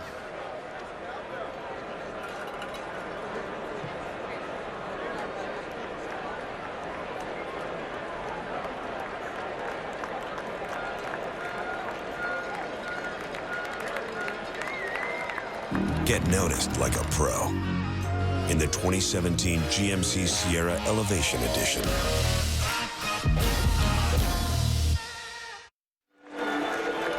You mentioned Roughriders home next week against Calgary. Will Brendan Labatt be able to go next week? And Duron Carter left early. See, at the end of that, when Brendan Labatt got up off the field, he handed one of his gloves to Bladdock.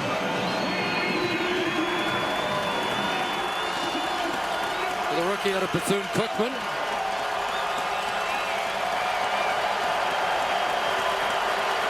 Into the game, and he has to make the calls now on that offensive line. 2nd and 10. 4 receivers wide side, quickly to the other side, and a knockdown, and a good one by Danya Namba to create another 2 and out, the 7th of the game. Hamilton shows blitz like they're going to come, and then they drop out of it with underneath help. That's just great technique. It's great defensive back technique from Unamba. He just stayed in his back pedal, didn't get turned, wasn't afraid of the speed of Naaman Roosevelt, and broke on that out for the knockdown. Well, interesting. Brandon Banks does get a turn as a punt returner here. But a challenge here, and I wondered about this. It looked like great coverage, but it's at the point of the game where he'd love to have his offense stay on the field, and maybe this is the reason you burn your only challenge. Well, yeah, you do it now, and this is the reason you save it until now. There was a hand on the back. Saskatchewan is challenging the previous play for illegal contact on their 82 by Hamilton 39. Now, this play will be reviewed. I've explained this a couple of times when this happens. Whether it's a curl route or an out route, and this is how it's been explained to me by Glenn Johnson, the head of the officials. The defensive back can have his hand or his arm on the back of the receiver as long as he doesn't grab the jersey and twist him or impede him to the football. So he can have it resting there as long as that right hand. After review, the ruling on the field stands of an incomplete pass. Saskatchewan is charged. As long as it doesn't twist him. 3rd down. And it didn't. He didn't grab him. Well, that's great technique. Looked like one that would be upheld, but not absolutely surprised Chris Jones would use it. Well, would have got him another set of downs and took the chance. Brandon Banks awaits. Just one long punt return for Banks this year. A 28-yarder. Well, for the block.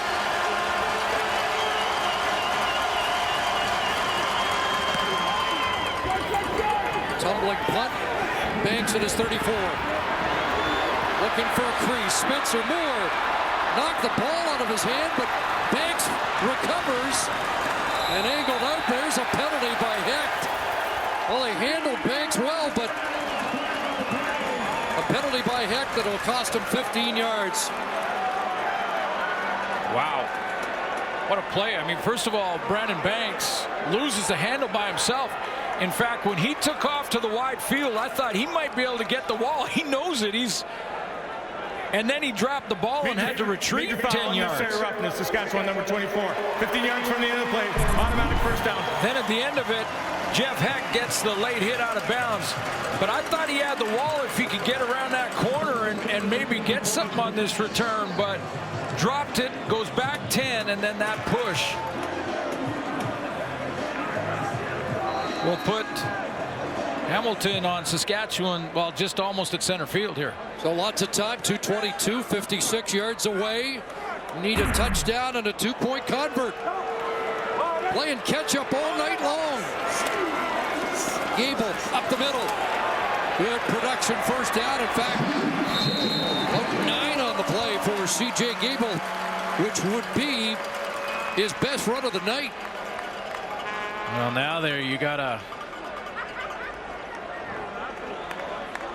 Late getting up there, Ryan Bombin took a second to get up. Brandon Banks was trying to wave to the training staff. He did get up. Banks has had his one rest after the return, and he's back in now on 2nd and inches. Maybe free play time for the Ticats. There's Mike Edom, who was injured earlier in this second half. A sneak though by Mazzoli. They stay on the ground to get the first down. And Filer unpiling at the bottom. Working against Mac Henry and Eddie Steele. Time not an issue. Well, plenty of time to run the offense, and you see that same calm demeanor from Jeremiah Mazzoli that June Jones talked about when we mentioned at the start of this game. Coming into the night, West is 23-1 against the East. Mazzoli to the near sideline. Good catch by Tasker and pushed out by Jeff Knox. We weren't expecting to see Knox on defense tonight. Chris Jones said he'd leave him just to special teams duties, but into the game now. And Hamilton bench thought that push out of bounds was a little late. Tasker trying to hit for that sideline, but I thought Tasker's still in bounds.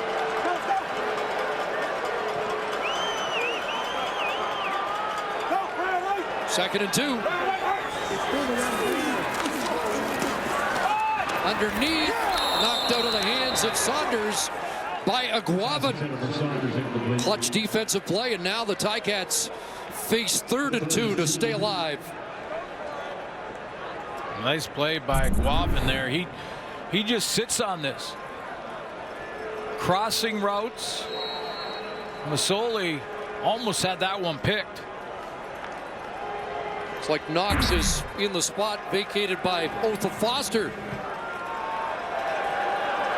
So it comes down to this, 3rd and 2 to stay on the field. Trying to stay in the game. Pressure, Mazzoli, and he reaches ahead, but I think he's short. Let's find out where they spot it. If that's the spot, he's a yard short.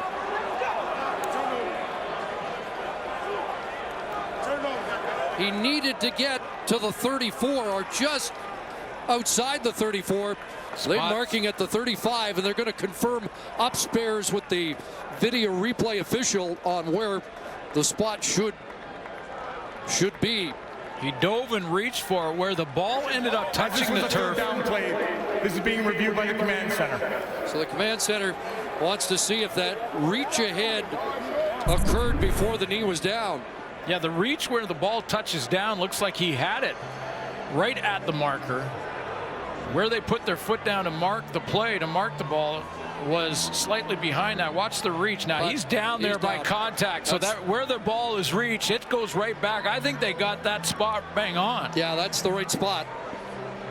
And with 90 seconds to go, it's a turnover on downs, which would be the 5th of the game unless we get an unexpected change. Yeah, the knee down too, Chris, before the reach. Knee and elbow.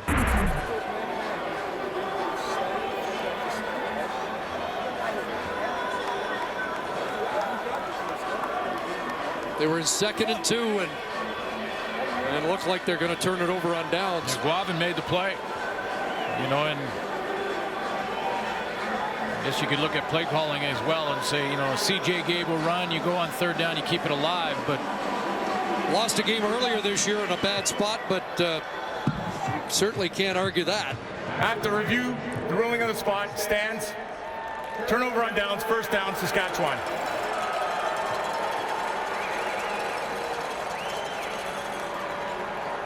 So now the Roughriders probably a 1st down away from sealing this. But 1st downs have been hard to come by in the 4th quarter.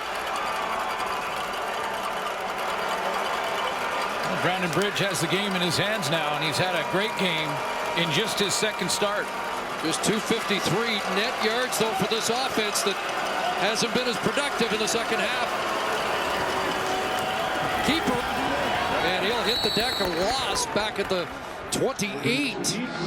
Yeah, made sure he stayed well in bounds. Didn't want to get anywhere near that sideline to get pushed out and stop it. Wanted to run the clock as much as he can. But the loss makes it that much more difficult. Yeah, you're going to have to likely throw to convert, and you don't want to throw, do you? Well, don't force it. Don't force the throw. The high percentage, maybe a screen pass in this case. Either way, it looks like Masoli might get one more shot. He might get a little time left on the clock, but Simone Lawrence and company have to get it done here on 2nd and 17.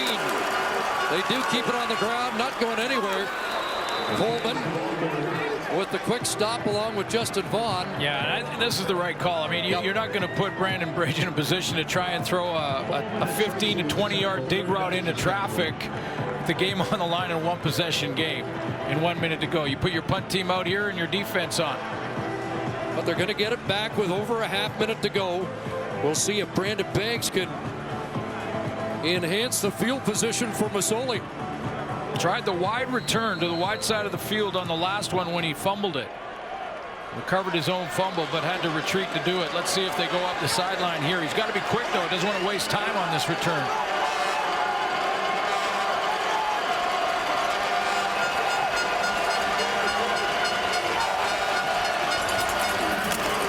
Martell got it away. Backs Banks up to the 40. Banks dancing. Nothing there. Steps out. Lost yardage. Good contained by Craig Dickinson's crew.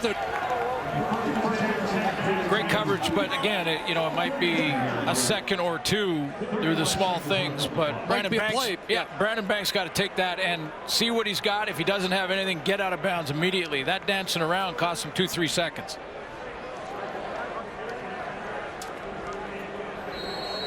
Banks, of course, one of the deep threats. So is Jalen Saunders.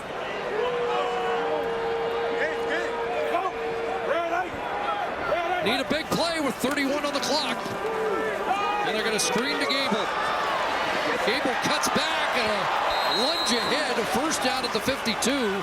They'll have to line up quickly. The clock will start. 13-yard pickup to Gable, first down pass. We've seen that more than a few times from the USC product. Time in. Time for Masoli. And he's got Tasker down around the 30, so they've got time to take a shot or two at the end zone. Throws him open. My goodness. Jeremiah Masoli throws this about 7 yards away from Tasker, and Tasker runs under it. Here we go. They've got a chance. Loading it up. Wants Banks jumping. And a flag down. Pass interference. Called on the play against Ed Gainey. And it's going to be first and goal at the 1 with 5 seconds to play. Brandon Banks has become one of the #1 targets for June Jones in this offense because of his great speed. This is not one of his strengths to win a jump ball. He's too small against these DBs, but he draws the penalty. And it is Rogers, not Gainey, excuse me. He takes the contact. He understands that this is not a strength, but with Casey Rogers' hands over the shoulder pads.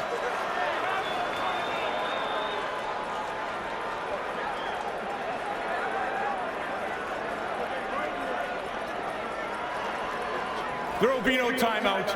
Saskatchewan does not have it. This is a delay game. We're just staying at the 1 yard line. First down. No consequence to asking for a timeout you don't have when the ball's on the 1. It's still on the 1. Here we go. Masoli looking for the end zone and incomplete. Wow. And time is out. And the Roughriders have held on.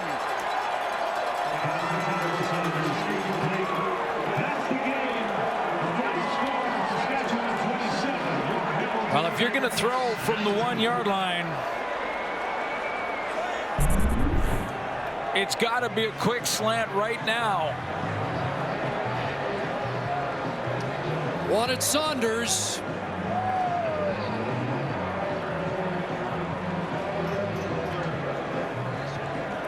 You get the convert attempt without time on the clock. You score in the last play. I'm just surprised with the play call. Yeah.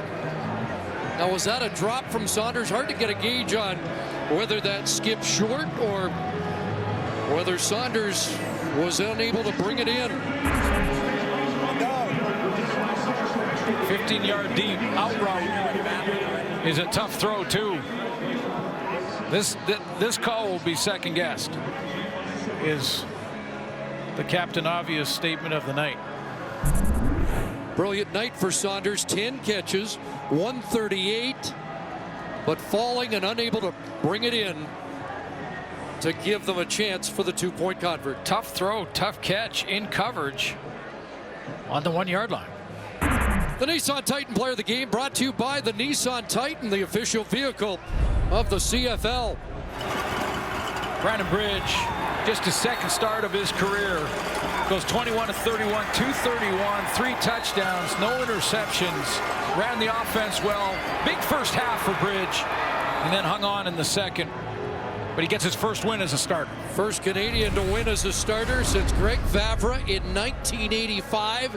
Ends a streak of 10 losses by Canadian starters, including one by Brandon, Julio Caravetta, Larry Justanis, Bob Torrance, and Greg Vavra, part of that list. So a wire-to-wire win for the Saskatchewan Roughriders, but they just pull it out at the wire. Saskatchewan at 6-5. Ticats 2-9. 27-19 the final. So long from Tim Hortons.